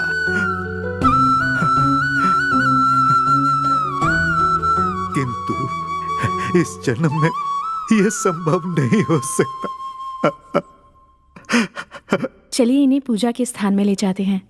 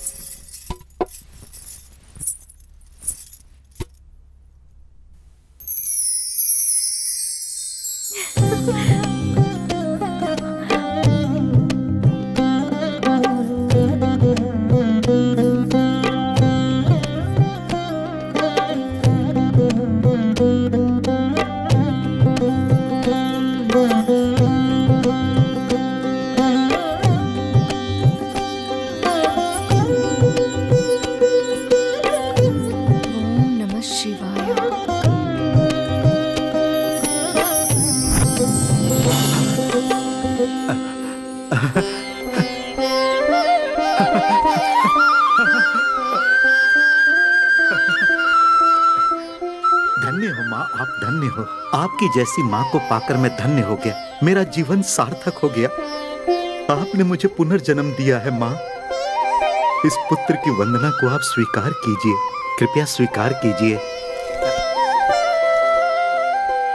ओम नमः शिवाय। महादेव को मेरा प्रणाम।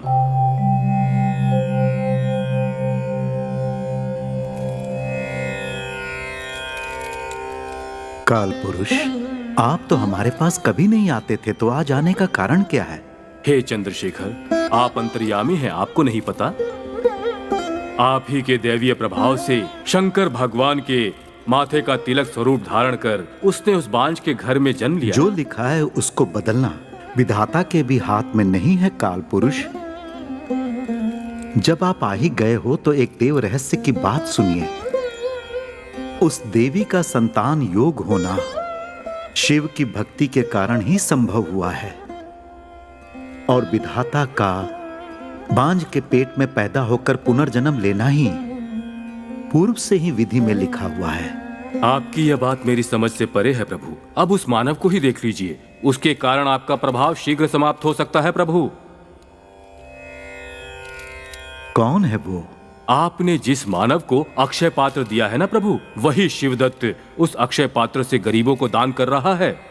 इसमें क्या दोष है काल पुरुष? यदि वो शिवदत्त उस पात्र से ऐसे ही दान करता रहा ना, तो वो दिन दूर नहीं जब उस शिवदत्त के सामने आप जैसे भगवान और बाकी देवी देवताओं को लोग भूल जाएंगे। आप कहना क्या चाहते हो काल पुरुष? यदि आपकी अनुमति हो तो मैं अपने विधि के कार्य को सीधा चला सकता हूँ प्रभु। ऐसा हुआ तो मानव जीवा पुनः जैसा चलना चाहिए वैसे ही चलेगा। अवश्य। आपके कर्तव्य निर्वाह के बीच में मेरा वर प्रभाव कतई नहीं आएगा। आपको जो उचित लगे वो कीजिए। महाप्रसाद।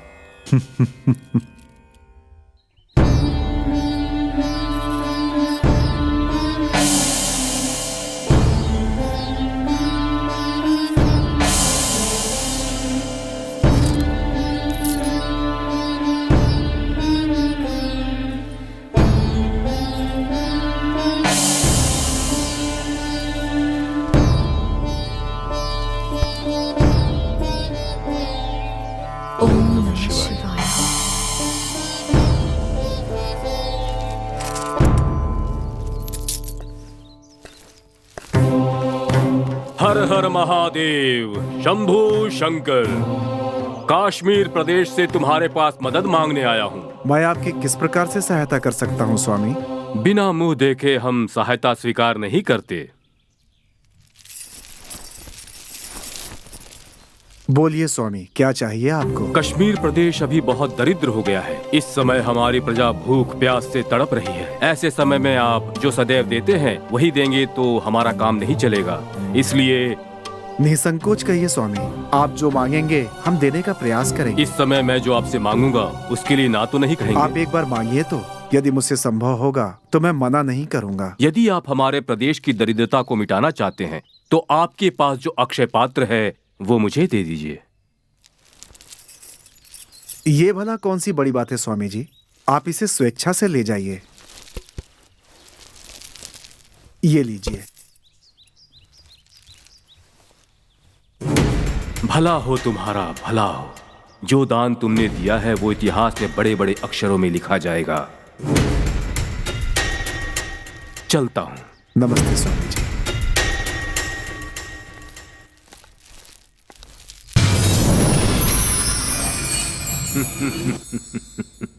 सुनिए जी।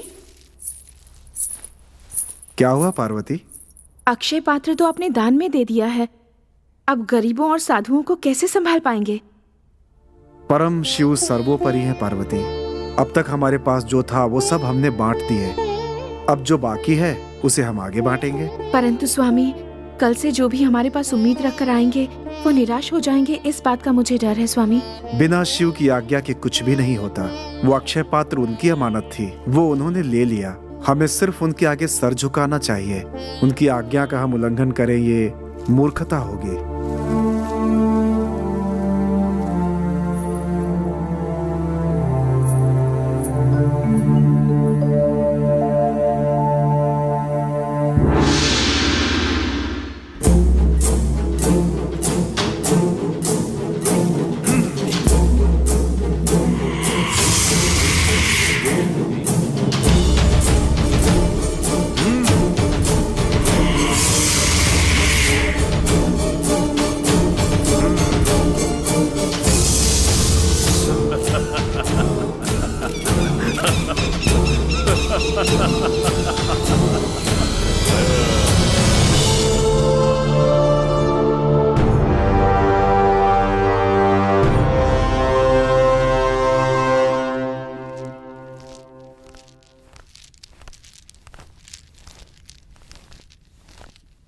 प्रभु को मेरा प्रणाम स्वीकार हो। वाह, क्या तेज है चेहरे पर। इसे देखते ही पता नहीं क्यों मेरा मन प्रसन्न हो रहा है। मुझसे मिलने की आपने इच्छा जताई है, क्या मैं उसका कारण जान सकता हूँ? शिवदत्त, सुना है तुम एक जादूगर हो और तुम्हारे ही वजह से लोगों में भक्तिभाव कम हो गई है, इसलिए तुम्हारे गांव में भूखमरी और गरीबी छाई हुई है। तुम पर ऐसा अभियोग लगाया जा रहा है, तुम्हारे पास कोई समाधान है? क्षमा चाहता हूँ, ये लोगों द्वारा लगाया हुआ निराधार अभियोग है। प्रकृति के कारण पैदा हुई किसी समस्या के लिए मुझे दोषी नहीं माना जा सकता। ये तो अन्याय होगा प्रभु। हमारे राज्य के सभी क्षेत्र के लोग सुखी हैं, मात्र एक तुम्हारा ही गांव है जहां के लोग गरीबी में हैं। इसके लिए तुम क्या कहना चाहोगे? जिस कार्य को ईश्वर करते हैं, यदि आप मुझसे पूछेंगे तो मैं कैसे बता पाऊंगा? ऐसी बातें करके बचने का प्रयत्न मत करो शिवदत्त। प्रभु, इसके बारे में हमारे गांव का प्रत्येक व्यक्ति जानता है। भरपेट भोजन भी नहीं कर पाता था महाराज ये। रातों रात ये इतना बड़ा धनवान कैसे हो गया? और जब इससे पूछा तो शिव का दिया हुआ आशीर्वाद है इसके पास, ऐसा कहता है ये। क्या कहते हो शिवदत्त? इनकी कही हुई बात एकदम असत्य है ना? बिल्कुल प्रभु, 100 आने सत्य है। तो फिर इतनी संपत्ति तुम्हारे पास आई कहां से? सब शिव का आशीर्वाद है। सुना आपने प्रभु, आपके सामने फिर से वही बातें कर रहा है। इसके दान धर्म की आदत से पूरे गांव के लोग आलसी हो गए हैं। अब तो लोग आपके नाम से भी नहीं डरते, और इन सब का कारण यही व्यक्ति है प्रभु। अब आप ही बताएं इसका क्या किया जाए। शिवदत्त, भद्रा की कही हुई बात मुझे सत्य प्रतीत होती है। तुम्हें क्या कहना है इस विषय में? इस प्रश्न का उत्तर तो परम शिव ही दे सकते हैं। सुन रहे हैं प्रभु इसकी अभिमान भरी बातें? कह रहा है समाधान भगवान बताएंगे। यदि इसे भगवान पर इतना ही अभिमान है तो इसे उनके पास जाने की आज्ञा दीजिए। महाराज को क्या करना है ये तुम्हें बताने की आवश्यकता नहीं है। भूल हो गई, क्षमा चाहता हूँ महाराज। शिवदत्त, आज जो तुम्हारे गांव की हालत है उसका कारण सिर्फ तुम हो, परंतु तुम उसका सही जवाब नहीं दे रहे हो। प्रभु, ये तो सत्य है कि मेरे गांव के लोग गरीब हैं और उनकी परिस्थिति अत्यंत ही दयनीय है। भगवान हर एक मनुष्य की परीक्षा लेते हैं। उस परीक्षा में जो सफल होता है वो मनुष्य है। अन्यथा शरणम नास्ति तमेव शरणम मम। ऐसी हृदय से प्रार्थना करे तो भोले शंकर उसकी अवश्य सुनते हैं। इतना भरोसा है तुम्हें उन पर? सदा शिव पर भरोसा करने वाला कभी पराजित नहीं होता। यदि हृदय से प्रार्थना करें तो उनका आशीर्वाद मिलता है। यदि तुम्हारी प्रार्थना में इतनी ही शक्ति है तो ग्रामवासियों को धनवान क्यों नहीं बना देते? अहो भाग्य। तो फिर मैं तुम्हें 15 दिनों का समय देता हूँ। यदि इस समय के भीतर बारिश नहीं होती है तो तुम्हें यह राज्य छोड़कर जाना होगा। तुम इस बात से सहमत तो हो ना? राज्य छोड़कर ही नहीं जाऊंगा प्रभु। मेरा प्रयास असफल हुआ तो मृत्यु को नहीं संकोच गले लगाऊंगा। राजा जी तुम्हें सिर्फ राज्य बचाने के लिए कह रहे हैं शिवदत्त, प्राण त्यागने के लिए नहीं कह रहे। भगवान भक्तों के वश में हो जाते हैं। यदि निश्चल होकर उनसे प्रार्थना करें तो आशीर्वाद देते हैं। यदि समय से पहले वर्षा को बुला पाने में असफल रहा तो मान लूंगा कि मेरी भक्ति में ही कमी है। तो ऐसे में मेरे लिए जीवित रहकर भी मरने के समान होगा। जाने की आज्ञा चाहता हूं प्रभु।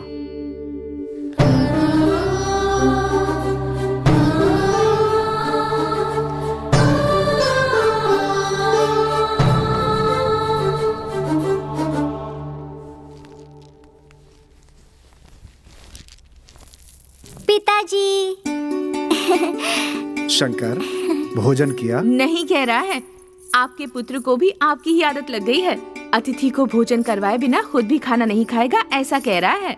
क्यों शंकर, ये सत्य है? हाँ पिताजी, आपके बाद नियम का भंग ना हो ये देखने की बारी मेरी है ना, इसलिए अभी से ही आरंभ कर रहा हूँ। आहा, आज से तुम मेरे सच्चे पुत्र हुए। ये बताइए, राजा जी ने आपको क्यों बुलाया था? वो सब मैं तुम्हें बाद में बताऊंगा। आज से मैं 15 दिनों के लिए मंदिर में रहूंगा। पूजा छोड़कर मैं नहीं आऊंगा। दीक्षा पूजा? किंतु अभी तो कार्तिक मास नहीं है। गरीब मास है। अपने गांव में गरीबी का मास आ गया है। उसके निवारण के लिए पूजा आवश्यक है। इन 15 दिनों तक अतिथियों का स्वागत करना तुम्हारा दायित्व है। जैसा आप ठीक समझे। उस बात पर आप जरा भी चिंतित मत होइए, मैं हूँ ना आपका पुत्र। हे ईश्वर,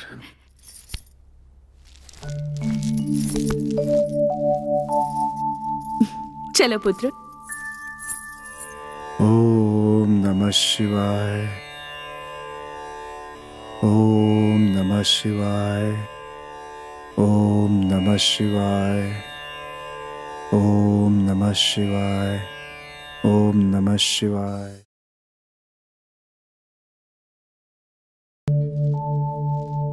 माँ, माँ, क्या हो गया शंकर? अतिथि को ले आया हूँ।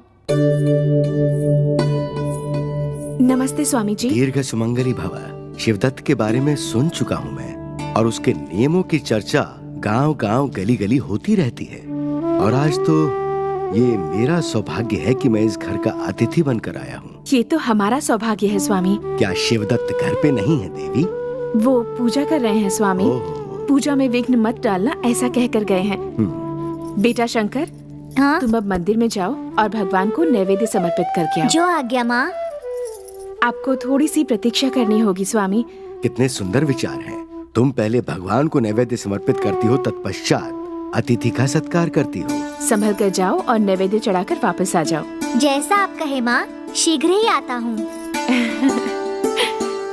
आसन ग्रहण कीजिए स्वामी।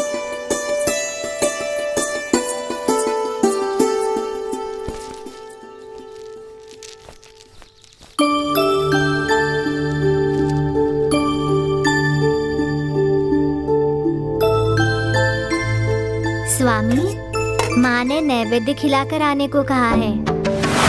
स्वीकारिए ना स्वामी। आप ले क्यों नहीं रहे हैं? सुना नहीं आपने? नैवेद्य स्वीकार कीजिए। अतिथि प्रतीक्षा कर रहे हैं।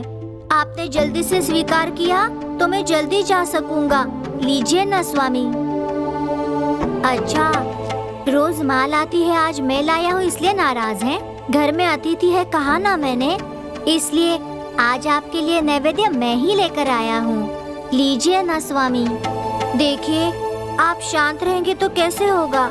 माँ लाती है तो आप खाते हैं ना, मेरे हाथ से नहीं खाएंगे? देखिए, अभी कह रहा हूँ, खाएंगे या नहीं? अगर नहीं खाया तो मैं अपना सर फोड़ लूंगा। आगे आपकी इच्छा। मैं आपसे ज्यादा जिद्दी हूँ। आपने नहीं खाया तो मैं नहीं लौटूंगा। ओहो, आप नहीं खाएंगे?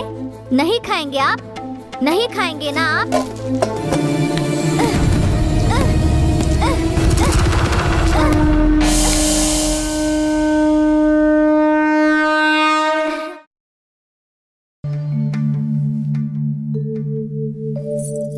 जल्दी आओ शंकर बेटा। तुम्हें इतनी देर क्यों हो गई? माँ, मैं परमेश्वर को नैवेद्य खिलाकर आया हूँ। शंकर, इसमें नैवेद्य कहाँ है? भगवान ने खाया माँ। भगवान कैसे खा सकते हैं? हाँ माँ, भगवान ने ही खाया है। तुमसे कहीं गिर गया और तुम मुझसे झूठ तो नहीं कह रहे हो? मैंने तुमसे कभी झूठ कहा है क्या? तुमने ही भगवान को नैवेद्य खिलाकर आने को कहा, उनके सामने रखकर खाओ कहा, तो बहुत देर तक वो आए ही नहीं। मुझे बहुत क्रोध आया। मैंने कहा खाइए नहीं तो मैं अपना सर फोड़ लूंगा। सर फोड़ ही रहा था तो शिवजी प्रकट हुए और उन्होंने नैवेद्य खा लिया। सच कह रहे हो? सच माँ, मैं सच कह रहा हूँ। बेटी तनिक ये पात्र मुझे सौंप देना। हाँ, ओहो स्वामी जी। बहुत भाग्यशाली हो बेटी। साक्षात भगवान को ही अपने हाथों से नैवेद्य खिलाने वाले एक सुकुमार को जन्म दिया है तुमने। तुम्हारा जन्म सफल हो गया है। कितने भी पुण्य क्यों न किए हो, कोई कितना भी भाग्यशाली क्यों न हो, परंतु शिव के साक्षात दर्शन मिलना अत्यंत दुर्लभ है। ये बालक सामान्य नहीं है। इस बालक के स्पर्श से ही मेरा जीवन धन्य हो गया। ओम नमः शिवाय।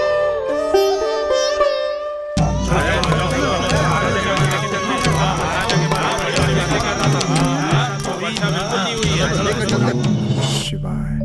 ओम नमः शिवाय। शिवदत्त। ओम नमः शिवाय। ए शिवदत्त। ओम नमः शिवाय। ओम नमः शिवाय। ए शिवदत्त, चलो बाहर आओ। भद्रा जी, आप आइए ना, अंदर आ जाइए। अंदर आने की हमें आवश्यकता नहीं है।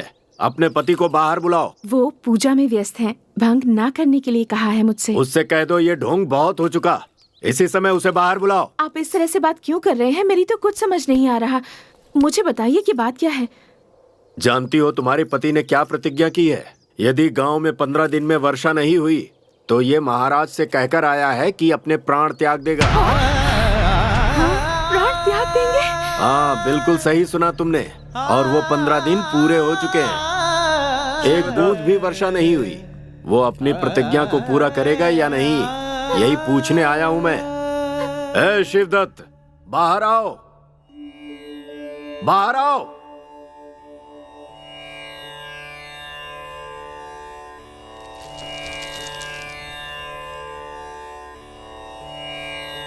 ओम नमः शिवाय।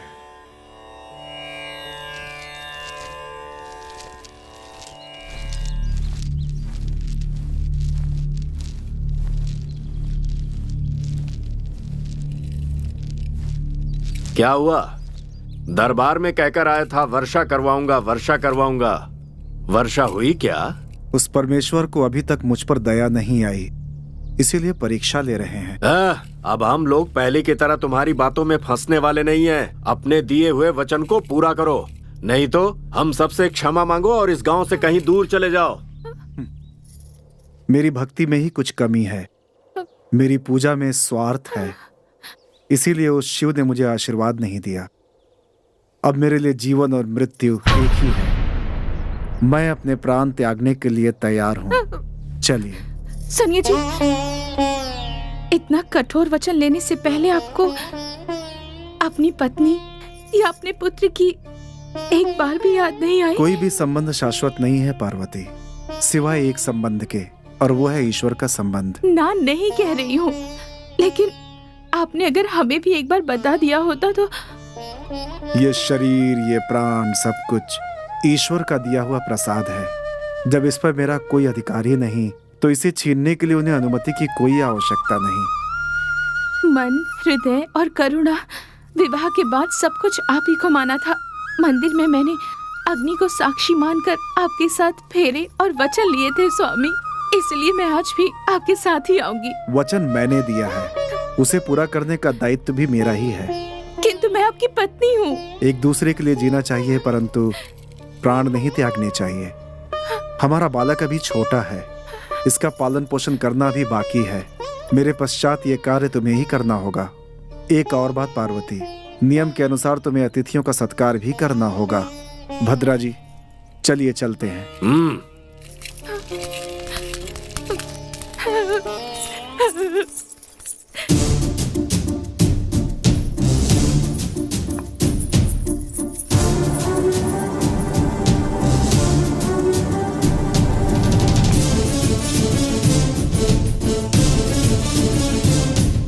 अरे चलो चलो, देखते हैं क्या हो रहा है। चलो चलो चलो, जल्दी चलो जल्दी चलो, आ जाओ आ जाओ आ जाओ, चलो।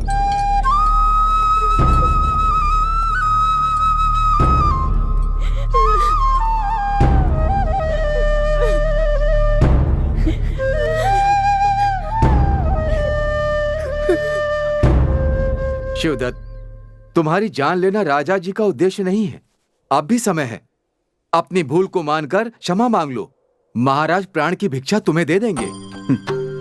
किसे क्या लेना है, क्या देना है, उसका निर्णय शिव करते हैं। मुझे अपने प्राणों की परवाह नहीं, मेरी भक्ति में ही कुछ कमी है, इसीलिए शिव ने मेरी पूजा स्वीकार नहीं की। ऐसे भक्तिहीन होकर जीवित रहने से अच्छा अपने प्राण त्याग देना ही है। एक बार फिर से सोच लो तुम शिवदत्त। आवश्यक नहीं है, शिव की अग्नि में जाने की आज्ञा दे।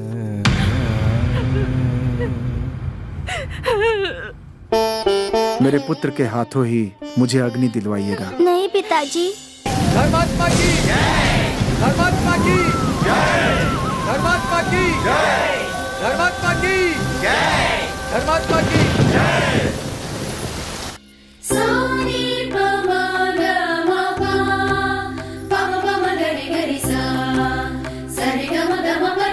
तुम जैसे भक्त के समक्ष मैं अपना सिर झुका करके उसे नमस्कार करता हूँ। शिवदत्त, तुम जैसी पुण्यात्मा के विषय में मैंने गलत अनुमान लगाया, मुझे क्षमा कर दो। इसमें आपका कोई अपराध नहीं है प्रभु। आपने तो अपने केवल कर्तव्य का पालन किया है। प्रभु, शिवदत्त जैसे एक अच्छे मनुष्य को प्रतिपल मैंने फंसाने की कोशिश की है। इस जघन्य पाप के लिए आप मुझे जो भी दंड देंगे वो मुझे स्वीकार्य होगा। इस महापुरुष से क्षमा प्राप्त करने के बाद ही तुम्हारे पापों का अंत हो सकता है। पश्चाताप से बढ़कर कोई दंड नहीं होता। अब से तुम अपनी बुद्धि को अच्छे कामों में लगाओ। जैसी आज्ञा प्रभु। शिवदत्त, तुम जैसा महान पुरुष यदि हमारे राज्य में है तो इसका अर्थ हमने कोई पुण्य किया है। तुम्हारे कारण मैंने अपने राज्य को और जाना। तुम जैसे लोगों को राज्य का मार्गदर्शक होना चाहिए। इसीलिए मैं तुम्हें तुम्हारे गांव का अधिकारी नियुक्त करता हूं। तुम्हारे मार्गदर्शन से तुम्हारे गांव की वृद्धि होगी और उससे हमारे राज्य की समृद्धि बढ़ेगी, ऐसा मेरा मानना है। क्षमा करें प्रभु, मैं अत्यंत साधारण मनुष्य हूँ। शिव जी के अलावा मैं किसी संसार को नहीं जानता। मुझे इतना बड़ा दायित्व ना दें। वास्तव में वो जगह भद्रा जी के लिए ही ठीक है। मेरी विनती है कि भद्रा जी को हमारे गांव का अधिकारी नियुक्त करें। मुझे क्षमा करो शिवदत्त। भद्रा जी। धन्य हो शिवदत्त, धन्य हो। तुमने निस्वार्थ भाव से जो कुछ किया है वो सराहनीय है। जिस मनुष्य के सामने सब झुकते और डरते हैं उसे ही तुमने गांव का अधिकारी बना दिया है। सत्य है, तुम एक धर्मात्मा हो। धर्मात्मा की, धर्मात्मा की, धर्मात्मा की, धर्मात्मा की, धर्मात्मा की, धर्मात्मा की। अपने भक्त की सहायता करके फिर से आप भोला शंकर ही कहलाए ना? किसके बारे में बात कर रही हो देवी? और कौन, आपके प्रिय भक्त शिवदत्त के बारे में। उसने मुझसे कुछ मांगा ही नहीं तो भला मैं उसे क्या वर दे सकता हूँ देवी? परंतु उसने निरंतर 15 दिनों के लिए वर्षा हो इसलिए पूजा की थी, वो क्या था? यदि वो अपने स्वार्थ के लिए कुछ मांगता तो मैं उसकी इच्छा पूरी नहीं करता, परंतु वो तो लोगों के लिए मांग रहा है, वो भी अपने प्राण को दांव पे लगा के। उसका मेरे ऊपर पूर्ण विश्वास है। अचंचल भक्ति से वो मुझे चाहता है। दरअसल वहां जो कुछ भी हो रहा है उसका कारण मैं नहीं हूं, उसकी भक्ति और विश्वास है। यानी कि भगवान से ज्यादा भक्त शक्तिशाली है स्वामी। निसंदेह देवी, अपने भक्तों का भगवान दास हो जाता है देवी। सच में आपका शिवदत्त निस्वार्थ भक्त है कहने में कोई संदेह नहीं है। अब तो उसे अनुग्रह करो स्वामी।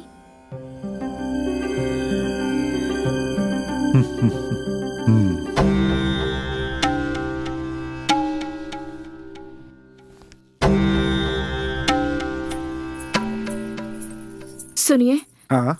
अतिथि को भोजन कराए बिना आप नहीं खाएंगे, इस नियम के कारण आपने सुबह से जल की एक बूंद भी ग्रहण नहीं की है। और आपको ही देखकर शंकर भी सुबह से उपवास करके बैठा है। शंकर कहाँ है? भूखे पेट ही गुरुकुल चला गया है। आज अगर अतिथि सत्कार का भाग्य मिल गया तो अच्छा रहेगा। निराश होने की आवश्यकता नहीं है। मैं बाहर जाकर कोई अतिथि मिलता है या नहीं देखकर आता हूँ। तुम भोजन तैयार करके शिव जी को भोग चढ़ा देना। ठीक है जी।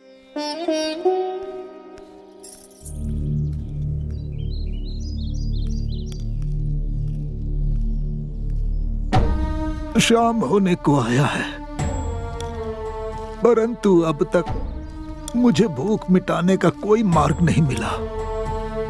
हाँ, सूर्यास्त होने से पहले यदि भोजन नहीं मिला तो मेरी जान चली जाएगी। नमस्कार स्वामी। मेरा नाम शिवदत्त है। तुम शिवदत्त हो या कोई भी, मुझे उससे क्या। शिव के दास हो तो भी मुझे क्या। असल में भूख मिटाने का मार्ग नहीं मिल रहा है, मैं उसी के बारे में सोच रहा हूँ। और तुम हो कि मेरे रास्ते में रोड अटका रहे हो। आप देखने में योगी जैसे प्रतीत हो रहे हैं। यदि आप मेरा आतिथ्य स्वीकार करेंगे तो मैं धन्य होऊंगा। क्या कहा तुमने? क्या तुम मुझे भोजन करवा सकते हो?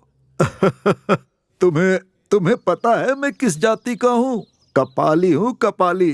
तो क्या हुआ स्वामी, अतिथि भगवान के समान होते हैं। हम लोग जो तुम बनाओगे वो नहीं खा सकते हैं। जो मेरी इच्छा होगी, यदि तुमने वो बनाया तो ही मैं खाऊंगा और तुम्हारे अतिथि सत्कार को स्वीकार करूंगा। अवश्य, मैं प्रयास करूंगा कि मैं आपकी इच्छा पूरी कर सकूं। बात को बदल तो नहीं दोगे? नहीं बदलूंगा, परम शिव की प्रण लेता हूँ। यदि तुमने बात को बदला तो तुम सीधे नरक में जाओगे, नरक में।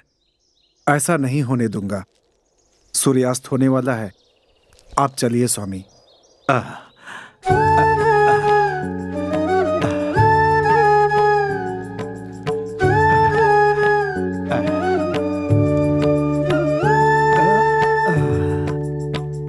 चलिए स्वामी।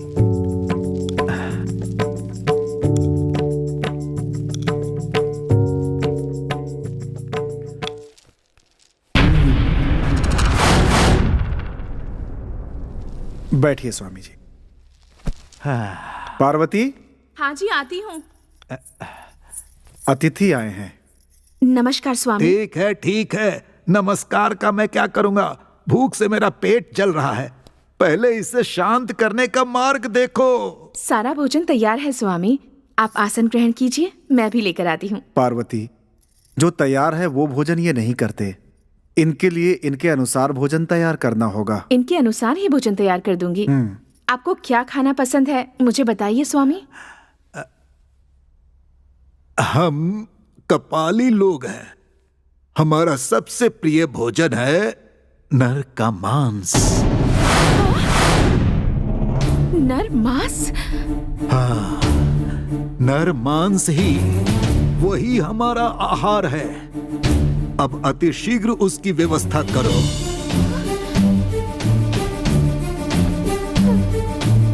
क्या हुआ, एक दूसरे का मुंह क्यों देख रहे हो? क्यों, तुम लोग नर का मांस नहीं बना सकते हो? नहीं बना सकते तो बता दो, मैं अपने मार्ग चला जाऊंगा। परंतु यदि तुमने ऐसा नहीं किया तो तुम्हारा नरक में जाना तय है। हाँ। बात बदलने का प्रश्न ही नहीं उठता स्वामी, आप जैसा चाहते हैं वैसा ही करूंगा। सच कह रहे हो? हाँ स्वामी, अपने शरीर को काटकर मैं निसंकोच आपको भोजन में परोस दूंगा। अब बस भी करो तुम। कहता है अपना शरीर काटूंगा। तुम शरीर काटोगे तो मर जाओगे और तुम्हारी पत्नी विधवा हो जाएगी, और मैं विधवा के हाथ से खाना खाऊंगा क्या? तो फिर मैं अपना शरीर आपको अर्पित कर दूंगी स्वामी। सुनो, ये हमारे नियम के विरुद्ध है। स्त्री जो होती है, स्त्री तो माँ के समान होती है। जो माँ का मांस खाएगा वो तो अमानुष होगा, इसलिए तुम्हारा मांस हमें निषेध है। तो आप ही मार्ग दिखाएं स्वामी। अब ये सोचने का काम तुम्हारा है। अतिथि बनाकर लाए थे ना, तुम तो मुझे मेरी इच्छा अनुसार खिलाने वाले थे। अब जब बात निभाने की आई तो तुम मुझसे पूछ रहे हो। अच्छा बताओ, इतने विशाल भवन में क्या तुम दोनों ही रहते हो और कोई नहीं रहता? मेरा इकलौता पुत्र भी है स्वामी जी। कहाँ है वो और कितने साल का है वो? बच्चा है स्वामी, केवल 8 साल का है। हाँ, अच्छा है, एकदम नरम मांस है। क्या कह रहे? बहुत रुचि से खाता हूँ, उसे ही पकाकर मुझे दो। पेट भर जाने के बाद मैं दिल से तुम्हें आशीर्वाद दूंगा। अब तुम दोनों ऐसे बुत बनकर क्यों खड़े हो? पुत्र प्रेम बीच में आ रहा है क्या? नहीं हो सकता है तो बता दो, मैं अपने मार्ग निकल जाता हूँ। स्वामी जी, अतिथि की तृप्ति ही हमारा परम कर्तव्य है। तो फिर तुम लोग इतना क्यों सोच रहे हो? स्वामी जी, वो मेरा पुत्र अवश्य है, परंतु 9 माह तक अपने गर्भ में रखकर उसे पालकर जन्म दिया है उसकी माँ ने। मुझे उसके आदेश की प्रतीक्षा करनी होगी।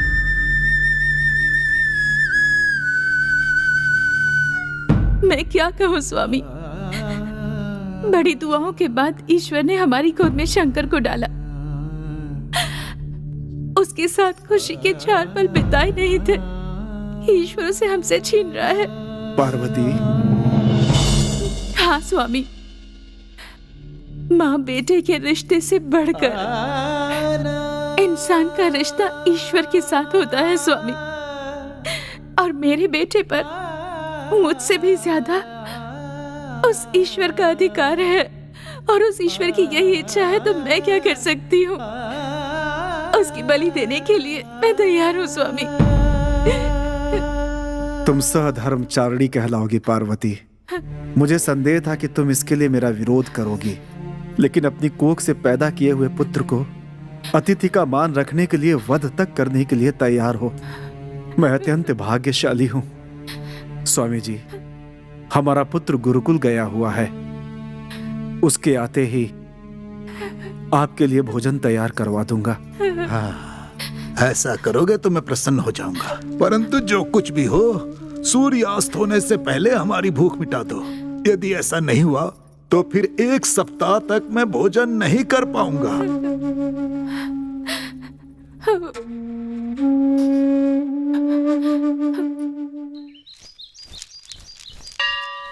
बेटा शंकर, हाँ? क्या हुआ दादी? अभी तुम्हारा घर जाना ठीक नहीं है बेटा। परंतु ऐसा क्यों? तुम्हें पता है, घर गए तो तुम्हारी मृत्यु होगी। मेरी मृत्यु होगी? हाँ बेटा, तुम्हारे घर में अतिथि बनकर कपाली आया है बेटा। उस भक्षी को नर का मांस पसंद है, इसलिए तुम्हारे पिताजी तुम्हें मारकर उसे खिलाने की तैयारी कर रहे हैं। क्या ये सच है दादी?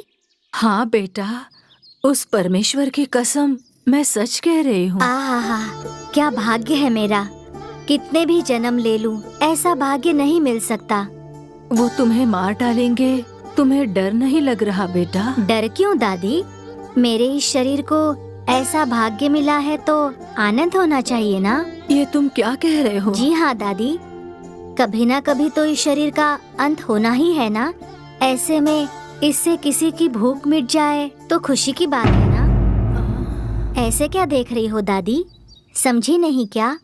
मैं एक बात तुमसे पूछता हूँ। हम रास्ते पर चल रहे हैं, अचानक हमारी चप्पल टूट जाती है, पास में हमें एक घर दिख जाता है, उन्हें हम विनती करते हैं कि हमारी चप्पल रख दीजिए, तो वो रखेंगे कि नहीं? हाँ क्यों नहीं बेटा, वो लोग जरूर रखेंगे। वैसे ही हमारे साथ चलने वाले की अचानक मृत्यु हो जाए और उसके शरीर को हम बगल के घर में रखें, तो क्या उसी तरह वो लोग हमें रखने देंगे? नहीं नहीं, शव को कोई भी अपने घर में नहीं रखता। पैर की चप्पल को इतना आदर है, किंतु इस शरीर को नहीं, तो फिर उसके बारे में क्या सोचना दादी? बिना काम आने वाला ये शरीर यदि किसी की भूख मिटा रहा है तो हमें खुश होना चाहिए, ना कि डरना चाहिए।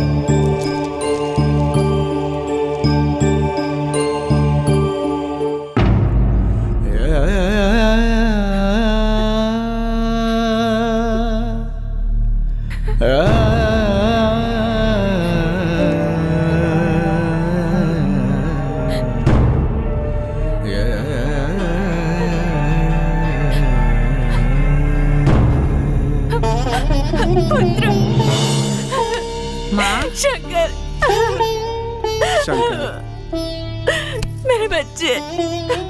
अब तुम लोग क्या केवल रोते ही रहोगे? नहीं हो सकता तो कह दो, मैं अपने मार्ग चला जाऊंगा।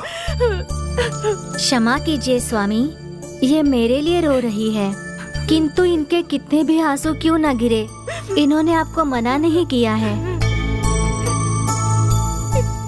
क्यों रो रही हो माँ? ये तो आनंद का विषय है ना। बेटा शंकर, तुम्हारी अनुमति के बिना हमने ये निर्णय लिया है, हो सके तो हमें क्षमा कर देना। कितनी बड़ी बात कह रहे हैं पिताजी, मुझे ये जन्म आपने ही दिया है, इस जन्म पे आपका ही अधिकार है। मैं धन्य हुआ पुत्र, हमें तुम्हारी बलि चढ़ानी होगी, इस पाप के लिए हमें क्षमा कर देना। कभी ना कभी तो इस शरीर को मिट्टी में मिलना ही है, कीड़े मकोड़ों का आहार बनना ही है पिताजी। इससे अच्छा तो इस भूखे अतिथि की भूख मिटाना गौरव का काम है ना पिताजी। शंकर, आप लोगों ने जो दिया है उस भाग्य को मैं अपने जन्मों जन्मों तक कभी भुला नहीं पाऊंगा माँ। केवल बातें कर करके पूरा जीवन बिताओगे? देखो सूर्यास्त होने वाला है, सूर्यास्त।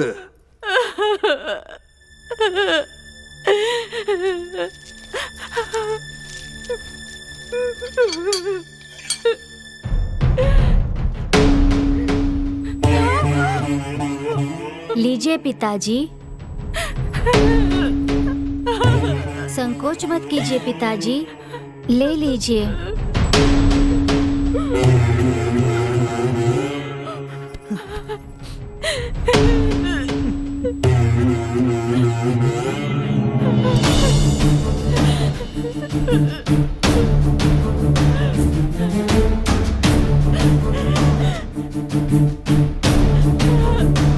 ओम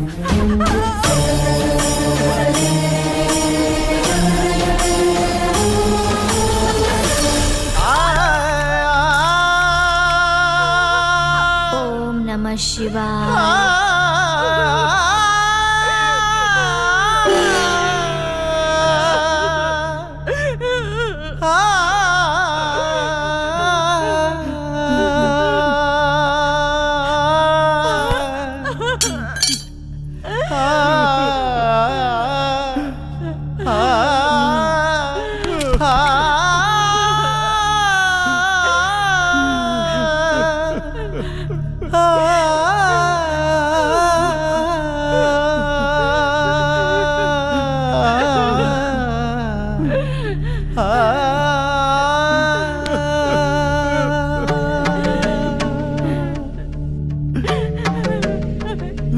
एक बात का ध्यान रखना, बच्चे का शरीर छोटा है ना, तो कोई भी भाग उसका मत दे देना। हम लोगों के लिए शरीर का हर भाग अच्छा नहीं होता है। उसके सर को लेकर पहले तुम दोनों नया वस्त्र पहनना, उसके बाद उसे अच्छी तरह कूटना और फिर पकाना। ध्यान रहे कि जब उसके सर को कूटोगे तो तुम्हारी आंखों से एक बूंद आंसू भी ना टपकने पाए, अशुभ होता है।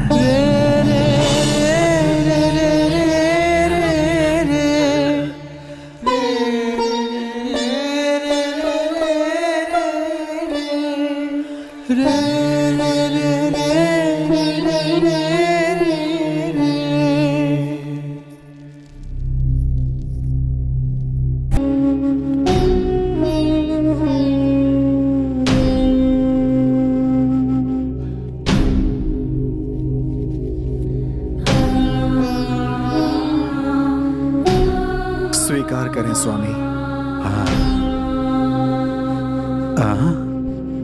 अरे ये क्या, मैं तो अपना असली नियम ही भूल गया।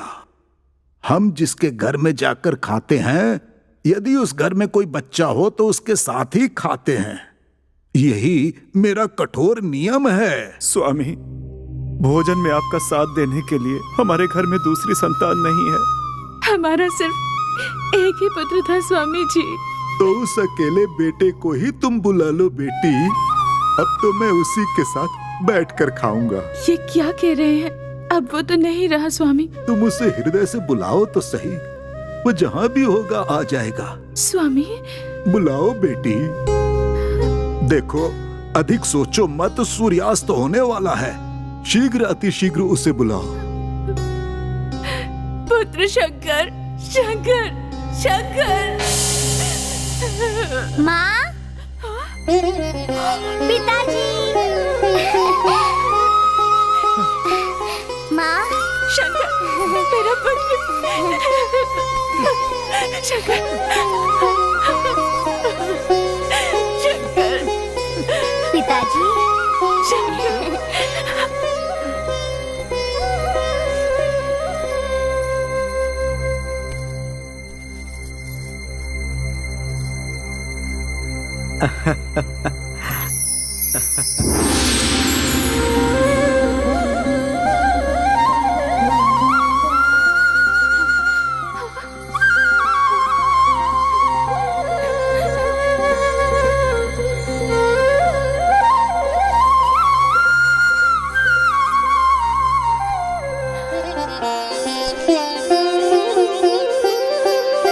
परमेश्वर, चंद्रशेखर, नीलकंठ, आपके दर्शन से हम धन्य हो गए। पाही माम, पाही माम। आपके साक्षात दर्शन से हमारा जन्म सफल हुआ। भक्तों, तुम्हारी भक्ति बहुत कठोर है। भगवान से भी भक्ति बढ़कर होती है और उस भक्ति से भगवान भी वश में हो जाते हैं। ये तुमने सिद्ध किया है।